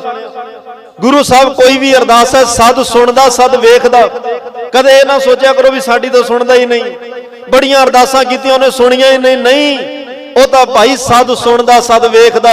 ਜਦੋਂ ਤੁਸੀਂ ਘਰੋਂ ਚੱਲਦੇ ਹੋ ਨਾ, ਘਰੇ ਬੈਠਿਆਂ ਵੀ ਮਨ ਵਿੱਚ ਖਿਆਲ ਆ ਜਾਏ, ਉਹ ਵੀ ਉਹਨੂੰ ਸੁਣ ਜਾਂਦਾ ਹੈ। ਉਹ ਵੀ ਉਹਦੇ ਚਰਨਾਂ ਵਿੱਚ ਪਹੁੰਚ ਜਾਂਦੀਆਂ ਤੁਹਾਡੀਆਂ ਅਰਜ਼ੀਆਂ। ਬਸ ਗੱਲ ਭਰੋਸੇ ਦੀ ਹੁੰਦੀ ਆ। ਭਰੋਸਾ ਵਜ਼ੀਰ ਖਾਨ ਵਰਗਾ ਹੋਵੇ, ਕੋਈ ਵੀ ਇਹੋ ਜਿਹਾ ਕੰਮ ਨਹੀਂ ਜਿਹੜਾ ਇੱਥੇ ਨਾ ਹੁੰਦਾ ਹੋਵੇ। ਕਿਉਂਕਿ ਸਾਚੇ ਸਾਹਿਬਾ, ਕਿਆ ਨਹੀਂ ਘਰ ਤੇਰਾ, ਘਰ ਤਾਂ ਤੇਰਾ ਸਭ ਕੁਛ ਹੈ। ਜਿਸ ਦੇਹ ਸੋ ਪਾਵੇ, ਜੋ ਮੰਗ ਹੈ ਠਾਕੁਰ ਆਪਣੇ ਤੇ, ਸੋਈ ਸੋਈ ਦੇਵੇ। ਇੱਛਾ ਪੂਰਕ ਸਰਬ ਸੁਖ ਦਾਤਾ ਹਰ, ਜਾ ਕੇ ਵਸ ਹੈ ਕਾਮ ਤੇ ਨਾ। ਇਹ ਇੱਛਾ ਪੂਰਖ ਕਰ ਗਏ ਇੱਥੇ ਸਾਰੀਆਂ। ਤੇ ਇਹ ਵੀ ਮੈਂ ਬੇਨਤੀ ਕਰਾਂ, ਜੈਸੀ ਭੂਖ ਤੈਸੀ ਕਪੂਰਤ, ਸਗਲ ਘਟਾਂਕਾ ਸੁਆਮੀ। ਜਿਹੋ ਜੀ ਭੁੱਖ ਹੋਵੇ, ਉਹੋ ਜੀ ਭੁੱਖ ਪੂਰੀ ਕਰਨ ਦੀ ਸਮਰੱਥਾ ਰੱਖਦੇ ਆ ਧੰਨ ਗੁਰੂ ਗ੍ਰੰਥ ਸਾਹਿਬ। ਜਿਹੋ ਜੀ ਭੁੱਖ ਮਰਜੀ ਹੋਵੇ, ਉਹ ਜੀ ਭੁੱਖ ਪੂਰੀ ਕਰਦੇ ਆ। ਵਜ਼ੀਰ ਖਾਨ ਨੇ ਬੇਨਤੀ ਕੀਤੀ, ਪਾਤਸ਼ਾਹ ਬਖਸ਼ ਦਿਓ। ਉਧਰ ਧੰਨ ਗੁਰੂ ਗ੍ਰੰਥ ਸਾਹਿਬ, ਧੰਨ ਗੁਰੂ ਅਰਜਨ ਸਾਹਿਬ ਪਾਤਸ਼ਾਹ ਦਾ ਪਰਮ ਪਿਆਰਾ ਸੇਵਕ, ਗੁਰੂ ਘਰ ਦਾ ਬ੍ਰਹਮ ਗਿਆਨੀ ਸਿੱਖ, ਜਿਨੇ ਧੰਨ ਗੁਰੂ ਨਾਨਕ ਸਾਹਿਬ ਦੇ ਚਰਨਾਂ ਤੇ ਮੱਥਾ ਟੇਕਿਆ ਹੋਇਆ, ਜਿਨੇ ਗੁਰੂ ਅੰਗਦ ਸਾਹਿਬ ਦੇ ਚਰਨਾਂ ਤੇ ਮੱਥਾ ਟੇਕਿਆ ਹੋਇਆ, ਜਿਹਦਾ ਸਿਰ ਇੰਨਾ ਪਾਕ ਪਵਿੱਤਰ ਹੈ, ਉਹਨੇ ਗੁਰੂ ਅਮਰਦਾਸ ਦੇ ਵੀ ਚਰਨਾਂ ਤੇ ਮੱਥਾ ਟੇਕਿਆ ਹੋਇਆ, ਉਹਨੇ ਗੁਰੂ ਰਾਮਦਾਸ ਦੇ ਵੀ ਚਰਨਾਂ ਤੇ ਮੱਥਾ ਟੇਕਿਆ ਹੋਇਆ। ਉਹ ਸਿਰ ਨੂੰ ਤਾਂ ਵੱਡਿਆਂ ਵੱਡਿਆਂ ਦੇ ਸਿਰ ਝੁਕ ਜਾਂਦੇ ਆ, ਕਿਉਂਕਿ ਉਸ ਸਿਰ ਨੇ ਧੰਨ ਗੁਰੂ ਅਰਜਨ ਸਾਹਿਬ ਨੂੰ ਵੀ ਮੱਥਾ ਟੇਕਿਆ ਹੋਇਆ। ਉਹ ਸਿੱਖ ਹੈ ਧੰਨ ਧੰਨ ਬਾਬਾ ਬੁੱਢਾ ਸਾਹਿਬ। ਸਰੋਵਰ ਦੀ ਸੇਵਾ ਚੱਲ ਰਹੀ ਹੈ, ਇੱਕ ਗਾਰ ਦੀ ਭਰੀ ਹੋਈ ਟੋਕਰੀ ਸਿਰ ਤੇ ਇਸ ਬਾਬੇ ਨੇ ਚੁੱਕੀ ਹੋਈ, ਤੇ ਸਰੋਵਰ ਚੋਂ ਬਾਹਰ ਆ ਰਿਹਾ। ਤੇ ਇਹਦਾ ਜਿਹੜਾ ਪਲੰਗ ਹੈ ਵਜ਼ੀਰ ਖਾਨ ਦਾ, ਦੁੱਖ ਭੰਜਨੀ ਬੇਰੀ ਦੇ ਕੋਲ ਰੱਖਿਆ ਹੋਇਆ, ਧਰਤੀ ਤੇ ਲੰਮਾ ਪਾਇਆ ਹੋਇਆ। ਵਾਰ-ਵਾਰ ਗੁਰੂ ਅਰਜਨ ਸਾਹਿਬ ਨੂੰ ਬੇਨਤੀਆਂ ਕਰ ਰਿਹਾ। ਗੁਰੂ ਅਰਜਨ ਸਾਹਿਬ ਨੇ ਇਸ਼ਾਰਾ ਕੀਤਾ, ਬਾਬਾ ਬੁੱਢਾ ਜੀਓ, ਵਜ਼ੀਰ ਖਾਨ ਤਰਲੇ ਪਾ ਰਿਹਾ, ਬੇਨਤੀਆਂ ਕਰ ਰਿਹਾ, ਅਰਜ਼ੋਈਆਂ ਕਰ ਰਿਹਾ, ਤੇ ਧੰਨ ਗੁਰੂ ਨਾਨਕ ਸਾਹਿਬ ਦੇ ਚਰਨਾਂ 'ਚ ਅਰਦਾਸ ਕਰਕੇ ਇਹਨੂੰ ਦੇ ਅਰੋਗਤਾ ਬਖਸ਼ ਦਿਓ, ਇਹਨੂੰ ਦੇ ਅਰੋਗਤਾ ਬਖਸ਼ ਦਿਓ। ਤੇ ਸਿੱਖ ਤਵਾਰੀਖ ਲਿਖਦੀ ਹੈ ਉਸ ਬ੍ਰਹਮ ਗਿਆਨੀ ਬਾਬੇ ਬੁੱਢਾ ਸਾਹਿਬ ਜੀ ਨੇ ਸਿਰ ਤੇ ਚੱਕੀ ਹੋਈ ਗਾਰ ਦੀ ਟੋਕਰੀ ਉਹਦੇ ਪੇਟ ਤੇ ਮੁੱਦੀ ਸੜ ਦਿੱਤੀ। ਬੜੀ ਜ਼ੋਰ ਦੀ ਮਾਰ ਕੇ ਕਿਹਾ, ਕਹਿ ਧੰਨ ਗੁਰੂ ਨਾਨਕ, ਫੇਰ ਕਹਿ ਧੰਨ ਗੁਰੂ ਨਾਨਕ। ਧੰਨ ਗੁਰੂ ਨਾਨਕ ਕਹਾਉਂਦਾ ਗਿਆ ਤੇ ਉਹਦਾ ਰੋਗ ਖਤਮ ਹੁੰਦਾ ਗਿਆ, ਸਾਰੇ ਪੇਟ ਦਾ ਪਾਣੀ ਨਿਕਲ ਗਿਆ। ਇਹੋ ਜੀ ਦੇਹ ਰੋਗਤਾ ਤੰਦਰੁਸਤੀ ਬਖਸ਼ੀ। ਵਜ਼ੀਰ ਖਾਨ ਨੂੰ ਪੁੱਛਿਆ, ਹੋਰ ਦੱਸ ਕੀ ਚਾਹੀਦਾ? ਗੁਰੂ ਅਰਜਨ ਸਾਹਿਬ ਕਹਿੰਦੇ, ਹੋਰ ਕੀ ਚਾਹੀਦਾ? ਕਹਿੰਦਾ, ਪਾਤਸ਼ਾਹ ਬਸ ਉਹ ਸਿੱਖ ਦੇ ਦਿਓ ਜਿਹੜਾ ਸਿੱਖ ਮੈਨੂੰ ਹਰ ਰੋਜ਼ ਸੁਖਮਨੀ ਸਾਹਿਬ ਸੁਣਾਉਂਦਾ ਰਵੇ। ਮੈਨੂੰ ਉਹ ਸਿੱਖ ਦੇ ਦਿਓ ਜਿਹੜਾ ਹਰ ਰੋਜ਼ ਸੁਖਮਨੀ ਸਾਹਿਬ ਸੁਣਾਉਂਦਾ ਰਵੇ। ਫਿਰ ਭਾਈ ਭਾਗੂ ਜੀ ਨੂੰ ਸੁਖਮਨੀ ਸਾਹਿਬ ਜਵਾਨੀ ਕੰਠ ਹੈ, ਮਹਾਰਾਜ ਨੇ ਉਹ ਸਿੱਖ ਨੂੰ ਨਾਲ ਭੇਜਿਆ, ਲਾਹੌਰ ਨਾਲ ਗਿਆ। ਵਜ਼ੀਰ ਖਾਨ ਸਵੇਰੇ ਉੱਠ ਕੇ ਇਸ਼ਨਾਨ ਕਰਕੇ ਪਹਿਲਾਂ ਸੁਖਮਨੀ ਸਾਹਿਬ ਦਾ ਪਾਠ ਸੁਣਦਾ, ਫਿਰ ਆਪਣੀ ਦਿਨਚਰਿਆ ਸ਼ੁਰੂ ਕਰਦਾ। ਆਖਰੀ ਦਮ ਤੱਕ ਉਹਨੇ ਸੁਖਮਨੀ ਸਾਹਿਬ ਦਾ ਪੱਲਾ ਨਹੀਂ ਛੱਡਿਆ। ਸੁਖਮਨੀ ਸਾਹਿਬ ਪੜਦਾ ਗਿਆ। ਇੱਕ ਦਿਨ ਜ਼ਿੰਦਗੀ ਵਿੱਚ ਸਾਰੇ ਸੁੱਖ ਆ ਗਏ, ਦੇਹ ਰੋਗਤਾ ਤੰਦਰੁਸਤੀ ਆ ਗਈ। ਫਿਰ ਉਹਨੇ ਇਹੋ ਜੇ ਸਿੱਖੀ ਲਈ ਇੰਨੀਆਂ ਵੱਡੀਆਂ ਸੇਵਾਵਾਂ ਕੀਤੀਆਂ, ਗੁਰੂ ਹਰਗੋਬਿੰਦ ਸਾਹਿਬ ਦੇ ਚਰਨਾਂ ਵਿੱਚ ਵੱਡੀਆਂ ਸੇਵਾਵਾਂ ਕੀਤੀਆਂ ਤੇ ਸੰਸਾਰ ਨੂੰ ਦੱਸ ਗਿਆ, ਭਾਈ ਜਿਹੋ ਜਿਹਾ ਮਰਜ਼ੀ ਰੋਗ ਹੋਵੇ ਧੰਨ ਗੁਰੂ ਅਰਜਨ ਸਾਹਿਬ ਦੇ ਚਰਨਾਂ ਵਿੱਚ ਚਲੇ ਜਾਇਓ, ਗੁਰੂ ਅਰਜਨ ਸਾਹਿਬ ਦੀ ਸੁਖਮਨੀ ਸਾਹਿਬ ਨਾਲ ਜੁੜ ਜਾਇਓ, ਗੁਰੂ ਅਰਜਨ ਸਾਹਿਬ ਦੇ ਘਰ ਵਿੱਚ ਜਾ ਕੇ ਅਰਦਾਸ ਕਰ ਲਿਓ। ਜਿਹੋ ਜਿਹਾ ਮਰਜ਼ੀ ਰੋਗ ਹੋਵੇ ਉਹ ਸਾਰੇ ਰੋਗਾਂ ਨੂੰ ਇੱਕ ਪਲ ਵਿੱਚ ਖਤਮ ਕਰਕੇ ਰੱਖਦਾ। ਅੱਜ ਭੱਟ ਸਾਹਿਬਾਨ ਕਹਿ ਰਿਹਾ, ਪਰ ਪੀਰ ਨਿਵਾਰਨ ਗੁਰੂ ਅਰਜਨ ਸਾਹਿਬ ਪਰਾਇਆਂ ਦੀ ਪੀੜ ਦੁੱਖ ਨਿਵਾਰਨ ਵਾਲੇ ਨੇ। ਭਾਈ ਕੱਲ ਸਹਾਰ ਤੋਹੇ ਜਸ ਬਗਤਾ ਦਾ ਅਰਥ ਹੁੰਦਾ ਬਕਣਾ। ਚਲੋ ਇਹ ਸ਼ਬਦ ਕਦੇ ਸਾਰਥਕ ਸੀ, ਅੱਜ ਇਹ ਨਿਰਾਰਥਕ ਰੂਪ ਵਿੱਚ ਨੇ। ਜਿਵੇਂ ਕਰਤੂਤ ਨੂੰ ਅਸੀਂ ਕਹਿੰਦੇ ਆ ਨਾ ਵੀ ਬੜਾ ਮਾੜਾ ਸ਼ਬਦ ਹੈ, ਪਰ ਮਹਾਰਾਜ ਸਾਹਿਬ ਤਾਂ ਕਹਿੰਦੇ ਆ ਕਰਤੂਤ ਅਤ ਨੀਕੀ। ਭਾਈ ਇਹਨੂੰ ਚੰਗੇ ਸ਼ਬਦਾਂ ਵਿੱਚ ਵਰਤਿਆ ਗਿਆ। ਜਲੂਸ ਇੱਕ ਚੰਗਾ ਸ਼ਬਦ ਸੀ, ਸਮੇਂ ਨਾਲ ਇਹਨਾਂ ਦੇ ਮੀਨਿੰਗ ਬਦਲ ਗਏ, ਭਾਵ ਅਰਥ ਬਦਲ ਗਏ। ਤੇ ਭੱਟ ਕੱਲ ਸਹਾਰ ਕਹਿ ਰਿਹਾ, ਤੇ ਤੁਸੀਂ ਪਰਾਇਆਂ ਦੀ ਪੀਰ ਨਿਵਾਰਨ ਵਾਲੇ ਹੋ, ਤੁਸੀਂ ਸਾਰੇ ਭੈ ਤੇ ਦੁੱਖ ਡਰ ਖਤਮ ਕਰਨ ਵਾਲੇ ਹੋ। ਇਸੇ ਕਰਕੇ ਭੱਟ ਕੱਲ ਸਹਾਰ ਕਹਿੰਦੇ, ਮਹਾਰਾਜ ਮੈਂ ਤੁਹਾਡਾ ਜਸ ਗਾਇਨ ਕਰ ਰਿਹਾ ਹਾਂ। ਕੁਲ ਸੋਢੀ ਗੁਰੂ ਰਾਮਦਾਸ ਤਨ, ਧਰਮ ਤੁਜਾ ਅਰਜੁਨ ਹਰ ਭਗਤਾ। ਕੁਲ ਸੋਢੀ ਕੁਲ ਵਿੱਚ ਹੈ। ਇੱਥੇ ਮੈਨੂੰ ਇੱਕ ਦਿਨ ਕਿਸੇ ਨੇ ਸਵਾਲ ਕੀਤਾ ਸੀ, ਕਹਿੰਦੇ ਜੀ ਇੱਕ ਪਾਸੇ ਗੁਰਮਤਿ ਤੁਸੀਂ ਕਹਿੰਦੇ ਹੋ ਵੀ ਜਾਤ ਪਾਤ ਨੂੰ ਗੋਤ ਬਰਾਦਰੀ ਨੂੰ ਨਹੀਂ ਮੰਨਦੀ, ਗੁਰੂ ਸਾਹਿਬਾਨਾਂ ਦੇ ਨਾਮ ਨਾਲ ਸੋਢੀ ਹੈ, ਕਿਤੇ ਭੱਲੇ ਹੈ, ਕਿਤੇ ਤ੍ਰਿਹਣ ਹੈ, ਕਿਤੇ ਬੇਦੀ ਹੈ, ਇਹ ਕਿਉਂ? ਗੁਰੂ ਸਾਹਿਬ ਨੇ ਜਾਤ ਨੂੰ ਕਿਉਂ ਫਿਰ ਅਪਣਾਇਆ, ਕਿਉਂ ਲਿਖਿਆ ਆਪਣੇ ਗੋਤ? ਉਹਨਾਂ ਨੂੰ ਬੇਨਤੀ ਕੀਤੀ ਸੀ ਕਿ ਜਿਹੜੇ ਸ਼ਬਦਾਂ ਵਿੱਚ ਸੋਢੀ ਲਿਖਿਆ ਗਿਆ, ਭੱਲੇ ਲਿਖਿਆ ਗਿਆ, ਤ੍ਰਿਹਣ ਲਿਖਿਆ ਗਿਆ, ਉਹ ਸ਼ਬਦ ਗੁਰੂ ਸਾਹਿਬਾਨਾਂ ਦੀ ਰਸਨਾ ਤੋਂ ਉਚਾਰੇ ਹੋਏ ਨਹੀਂ, ਉਹ ਭੱਟ ਸਾਹਿਬਾਨਾਂ ਦੀ ਰਸਨਾ ਤੋਂ ਉਚਾਰੇ ਹੋਇਆ। ਭੱਟਾਂ ਦਾ ਤਾਂ ਕੰਮ ਹੀ ਇਹ ਸੀ ਕਿ ਇਹਨਾਂ ਨੇ ਵੱਡੇ ਖਾਨਦਾਨ ਘਰਾਣਿਆਂ ਵਿੱਚ ਜਾਣਾ, ਉਹਨਾਂ ਦੇ ਸ਼ਿਜਰੇ ਤਿਆਰ ਕਰਨੇ, ਉਹਨਾਂ ਦੇ ਕੁਰਸੀਨਾਮੇ ਤਿਆਰ ਕਰਨੇ। ਇਹ ਜਾਤ ਬਰਾਦਰੀ ਗੋਤਾਂ ਦੇ ਆਧਾਰ ਤੇ ਸ਼ਿਜਰਾ ਗੋਤਨਾਮਾ, ਉਹਨਾਂ ਦਾ ਬਸਾਵਲੀਨਾਮਾ, ਉਹਨਾਂ ਦਾ ਕੁਰਸੀਨਾਮਾ ਤਿਆਰ ਕਰਕੇ ਦਿੰਦੇ ਆ। ਜਦੋਂ ਅੱਜ ਉਹ ਧੰਨ ਗੁਰੂ ਅਰਜਨ ਸਾਹਿਬ ਦੇ ਘਰ ਵਿੱਚ ਆਏ, ਗੁਰੂ ਸਾਹਿਬ ਦਾ ਬੰਸਾਵਲੀਨਾਮਾ, ਗੁਰੂ ਸਾਹਿਬ ਦਾ ਕੁਰਸੀਨਾਮਾ, ਗੁਰੂ ਸਾਹਿਬ ਦੇ ਗੁਣ ਗਾਉਣ ਲੱਗੇ। ਉਹਨਾਂ ਨੇ ਫਿਰ ਨਾਲ ਨਾਲ ਗੋਤ ਵੀ ਲਿਖ ਦਿੱਤੇ। ਗੁਰੂ ਅਰਜਨ ਸਾਹਿਬ ਸੋਢੀ ਕੁਲ ਵਿੱਚ ਨੇ, ਗੁਰੂ ਅਮਰਦਾਸ ਭੱਲੇ ਗੋਤ ਵਿੱਚ ਨੇ, ਧੰਨ ਗੁਰੂ ਅੰਗਦ ਸਾਹਿਬ ਤ੍ਰਿਹਣਾ ਦੇ ਵਿੱਚ ਨੇ। ਇਹ ਭੱਟਾਂ ਦੇ ਬਚਨ ਨੇ, ਗੁਰੂ ਸਾਹਿਬਾਨਾਂ ਦੇ ਨਹੀਂ। ਭਾਈ ਗੁਰਦਾਸ ਸਾਹਿਬ ਨੇ ਵੀ ਕਿਹਾ, ਬੈਠਾ ਸੋਢੀ ਪਾਤਸ਼ਾਹ। ਭਾਈ ਗੁਰਦਾਸ ਸਿੱਖ ਹੈ, ਗੁਰੂ ਨਹੀਂ। ਗੁਰੂ ਸਾਹਿਬਾਨਾਂ ਨੇ ਆਪਣੇ ਨਾਮ ਨਾਲ ਕਿਤੇ ਸੰਤ ਨਹੀਂ, ਕਿਤੇ ਭਗਤ ਨਹੀਂ, ਕਿਤੇ ਆਪਣੇ ਨਾਮ ਨਾਲ ਕੋਈ ਜਾਤ ਗੋਤ ਨਹੀਂ ਲਾਇਆ। ਇਹ ਸਿੱਖਾਂ ਨੇ ਉਹਨਾਂ ਦੀ ਵਡਿਆਈ ਕਰਦਿਆਂ ਬਚਨ ਲਿਖੇ ਨੇ, ਪਰ ਸਤਿਗੁਰਾਂ ਨੇ ਬਿਨਾਂ ਕਿਸੇ ਭੇਦ ਭਾਵ ਤੋਂ, ਭੱਟ ਵਾਰ-ਵਾਰ ਅਰਜੁਨ ਲਿਖ ਰਹੇ ਨੇ, ਜੱਜੇ ਨੂੰ ਔਂਕੜ ਪਾ ਰਹੇ ਆ, ਬਿਨਾਂ ਕਿਸੇ ਭੇਦ ਭਾਵ ਤੋਂ ਮਹਾਰਾਜ ਸਾਹਿਬ ਨੇ ਜਿਵੇਂ ਉਹਨਾਂ ਨੇ ਬਚਨ ਉਚਾਰੇ ਗੁਰੂ ਗ੍ਰੰਥ ਸਾਹਿਬ ਪਾਤਸ਼ਾਹ ਵਿੱਚ ਲਿਖ ਦਿੱਤੇ। ਕੋਈ ਸੋਢੀਆਂ ਦੀ ਕੁਲ ਵਿੱਚ, ਧੰਨ ਗੁਰੂ ਰਾਮਦਾਸ ਪਾਤਸ਼ਾਹ ਦੇ ਘਰ ਵਿੱਚ ਗੁਰੂ ਰਾਮਦਾਸ ਤਨ ਦਾ ਅਰਥ ਹੁੰਦਾ ਪੁੱਤਰ। ਜਿਵੇਂ ਬਾਣੀ ਚਾਹੁੰਦਾ ਨਾ, ਕੁੰਮੀ ਜਲਮੈ ਤਨ ਤਿਸ ਬਾਹਰ ਪੰਖ ਕੀਰਤਨ ਨਹੀਂ। ਕੁੰਮੀ ਜਿਹੜੀ ਆ ਕੱਛੂ ਕੁੰਮੀ, ਉਹ ਪਾਣੀ 'ਚ ਰਹਿੰਦੀ ਆ, ਉਹਦੇ ਬੱਚੇ ਬਾਹਰ ਨੇ। ਤਨ ਦਾ ਅਰਥ ਬੱਚੇ, ਪੁੱਤਰ। ਗੁਰੂ ਅਰਜਨ ਸਾਹਿਬ ਗੁਰੂ ਰਾਮਦਾਸ ਪਾਤਸ਼ਾਹ ਦੇ ਪੁੱਤਰ ਨੇ, ਸੋਢੀਆਂ ਦੀ ਕੁਲ ਹੈ। ਧਰਮ ਤੁਜਾ ਦਾ ਅਰਥ ਹੁੰਦਾ ਝੰਡਾ। ਇੱਕੋ ਹੀ ਧਰਮ ਹੈ, ਬਲਿਓ ਚਿਰਾਗ ਅੰਧਿਆਰ ਮੈਂ ਸਭ ਕਲ ਉਦਰੀ।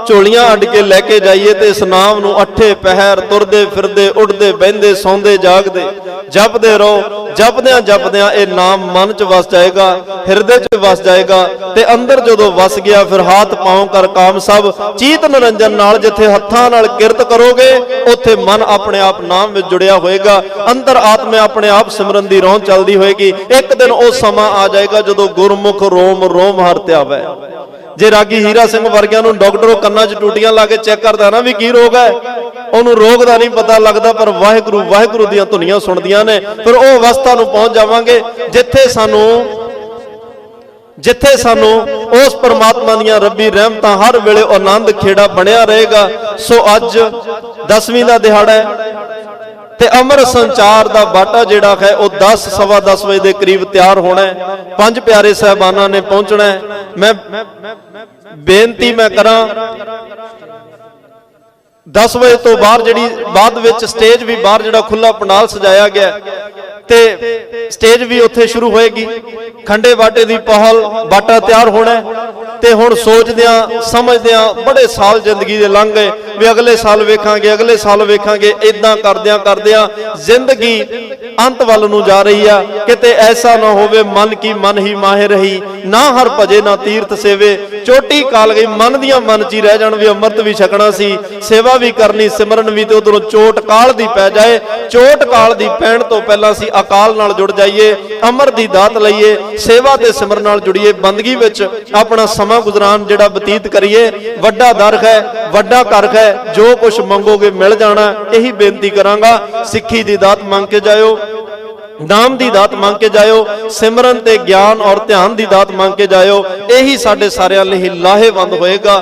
ਇਸੇ ਸੌਦੇ ਨਹੀਂ ਸਾਡਾ ਇਹ ਲੋਕ ਸੁਖੀਏ ਪਰਲੋਕ ਸੁਹੇਲੇ, ਨਾਨਕ ਹਰਿ ਪ੍ਰਭ ਆਪੇ ਮੇਲੇ ਦੇ ਸਾਨੂੰ ਭਾਗੀ ਬਣਾਉਣਾ ਹੈ। ਕੱਲ ਦਾ ਦਿਨ ਬੜਾ ਵੱਡਾ ਦਿਨ ਹੈ। ਕੱਲ ਨੂੰ ਵੀ ਆਪਾਂ ਸਾਰਾ ਦਿਨ ਧੰਨ ਧੰਨ ਬਾਬਾ ਜਥੇਦਾਰ ਹਨੂਮਾਨ ਸਿੰਘ ਜੀ ਮਹਾਰਾਜ ਜਿਨ੍ਹਾਂ ਦਾ ਪਾਵਨ ਪਵਿੱਤਰ ਜਨਮ ਦਿਨ ਹੈ, ਸਾਰਾ ਦਿਨ ਬਾਹਰ ਪੰਡਾਲ ਵਿੱਚ ਪਹਿਲਾਂ 10 ਵਜੇ ਦੇ ਕਰੀਬ ਅਖੰਡ ਪਾਠ ਸਾਹਿਬ ਦੇ ਭੋਗ ਪੈਣੇ ਆ।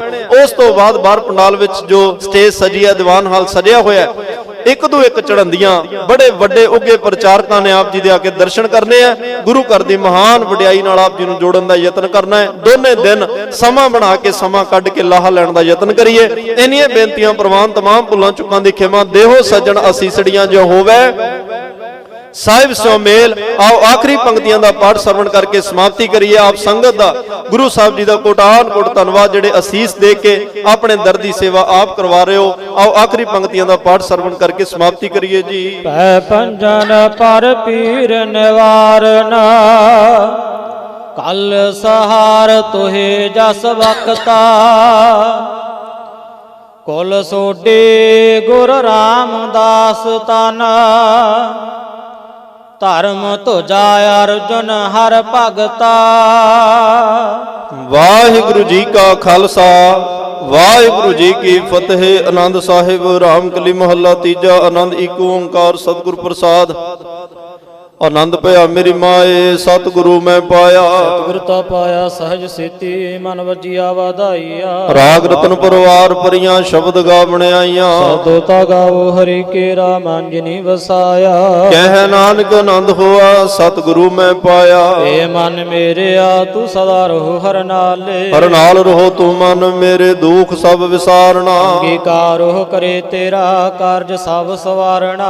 ਸਭਨਾ ਗੱਲਾਂ ਸਮਰੱਥ ਸੁਆਮੀ, ਸੋ ਕਿਉ ਮਨੋ ਵਿਸਾਰੇ। ਕਹਿ ਨਾਨਕ ਮਨ ਮੇਰੇ ਸਦਾ ਰਹੋ ਹਰ ਨਾਲੇ। ਸਾਚੇ ਸਾਹਿਬਾ ਆਗਿਆ ਨਹੀਂ ਕਰਤੇ ਰਹਿ, ਕਰਤਾ ਤੇਰਾ ਸਭ ਕਿਛ ਹੈ, ਜਿਸ ਦੇਹ ਸੋ ਪਾਵੇ। ਸਦਾ ਸਿਫਤ ਸਲਾਹਾ ਤੇਰੀ, ਨਾਮ ਮਨ ਵਸਾਵੇ। ਨਾਮ ਜਿਨ ਕੈ ਮਨ ਵਸਿਆ, ਵਾਜੇ ਸ਼ਬਦ ਕਨੇਰੇ। ਕਹਿ ਨਾਨਕ ਸੱਚੇ ਸਾਹਿਬ ਕਿਆ ਨਹੀਂ ਕਰਤੇ ਰਹਿ, ਸਾਚਾ ਨਾਮ ਮੇਰਾ ਆਧਾਰੋ। ਸਾਚ ਨਾਮ ਆਧਾਰ ਮੇਰਾ, ਜਨ ਭੁੱਖਾ ਸਭ ਗਵਾਈਆ। ਕਰ ਸ਼ਾਂਤ ਸੁਖ ਮਨ ਆਏ ਵਸਿਆ, ਜਨ ਇੱਛਾ ਸਭ ਪੁਜਾਈਆਂ। ਸਦਾ ਕਰਵਾਣ ਕੀਤਾ ਗੁਰੂ ਵਿਟਹੁ, ਜਿਹ ਦਿਐ ਵਡਿਆਈਆ। ਕਹਿ ਨਾਨਕ ਸੁਣੋ ਸੰਤੋ ਸ਼ਬਦ ਰਹੋ ਪਿਆਰੋ, ਸਾਚਾ ਨਾਮ ਮੇਰਾ ਆਧਾਰੋ। ਵਾਜੇ ਪੰਜ ਸ਼ਬਦ ਘਰ ਸੁਭਾਗੈ, ਘਰ ਸੁਭਾਗੈ ਸ਼ਬਦ ਵਾਜੇ, ਕਲਾ ਜਿਤ ਕਰ ਧਾਰੀਆ। ਪੰਜ ਦੂਤ ਦਵਸ ਕੀਤੇ, ਕਾਲ ਕੰਟਕ ਮਾਰਿਆ। ਕਰਮ ਪਾਇਆ ਤੁਧ ਜਨ ਕੋ, ਸੇ ਨਾਮ ਹਰਿ ਕੈ ਲਾਗੇ। ਕਹਿ ਨਾਨਕ ਤੈ ਸੁਖ ਹੋਆ, ਤਿਤ ਘਰ ਅਨਹਦ ਵਾਜੇ। ਆਨੰਦ ਸੁਣੋ ਬੜ ਭਾਗੀ ਹੋ, ਸਗਲ ਮਨੋਰਥ ਪੂਰੇ। ਪਾਰ ਬ੍ਰਹਮ ਪ੍ਰਭ ਪਾਇਆ,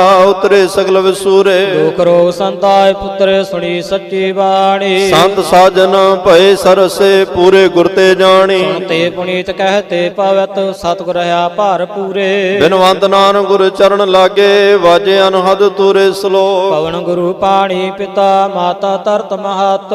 ਦਿਵਸ ਰਾਤ ਦੋਇ ਦਾਈ ਦਾਇਆ ਖਿਲੇ ਸਗਲ ਜਗਤ। ਗਿਆਈਆ ਬੁਰਿਆਈਆ ਵਾਚੇ ਧਰਮ ਹਦੂਰ। ਕਰਮੀ ਆਪੋ ਆਪਣੀ ਕੇ ਨੇੜੇ ਕੇ ਦੂਰ। ਗਿਨੇ ਨਾਮ ਤੇ ਆਇਆ ਗਏ ਮਸਕਤ ਕਾਲ। ਨਾਨਕ ਤੇ ਮੁਖ ਉਜਲੇ ਕੀਤੀ ਛੁੱਟੀ ਨਾਲ। ਜਿਨੀ ਨਾਮ ਤੇ ਆਇਆ ਗਏ ਮਸਕਤ ਕਾਲ। ਨਾਨਕ ਤੇ ਮੁਖ ਉਜਲੇ ਕੀਤੀ ਛੁੱਟੀ ਨਾਲ।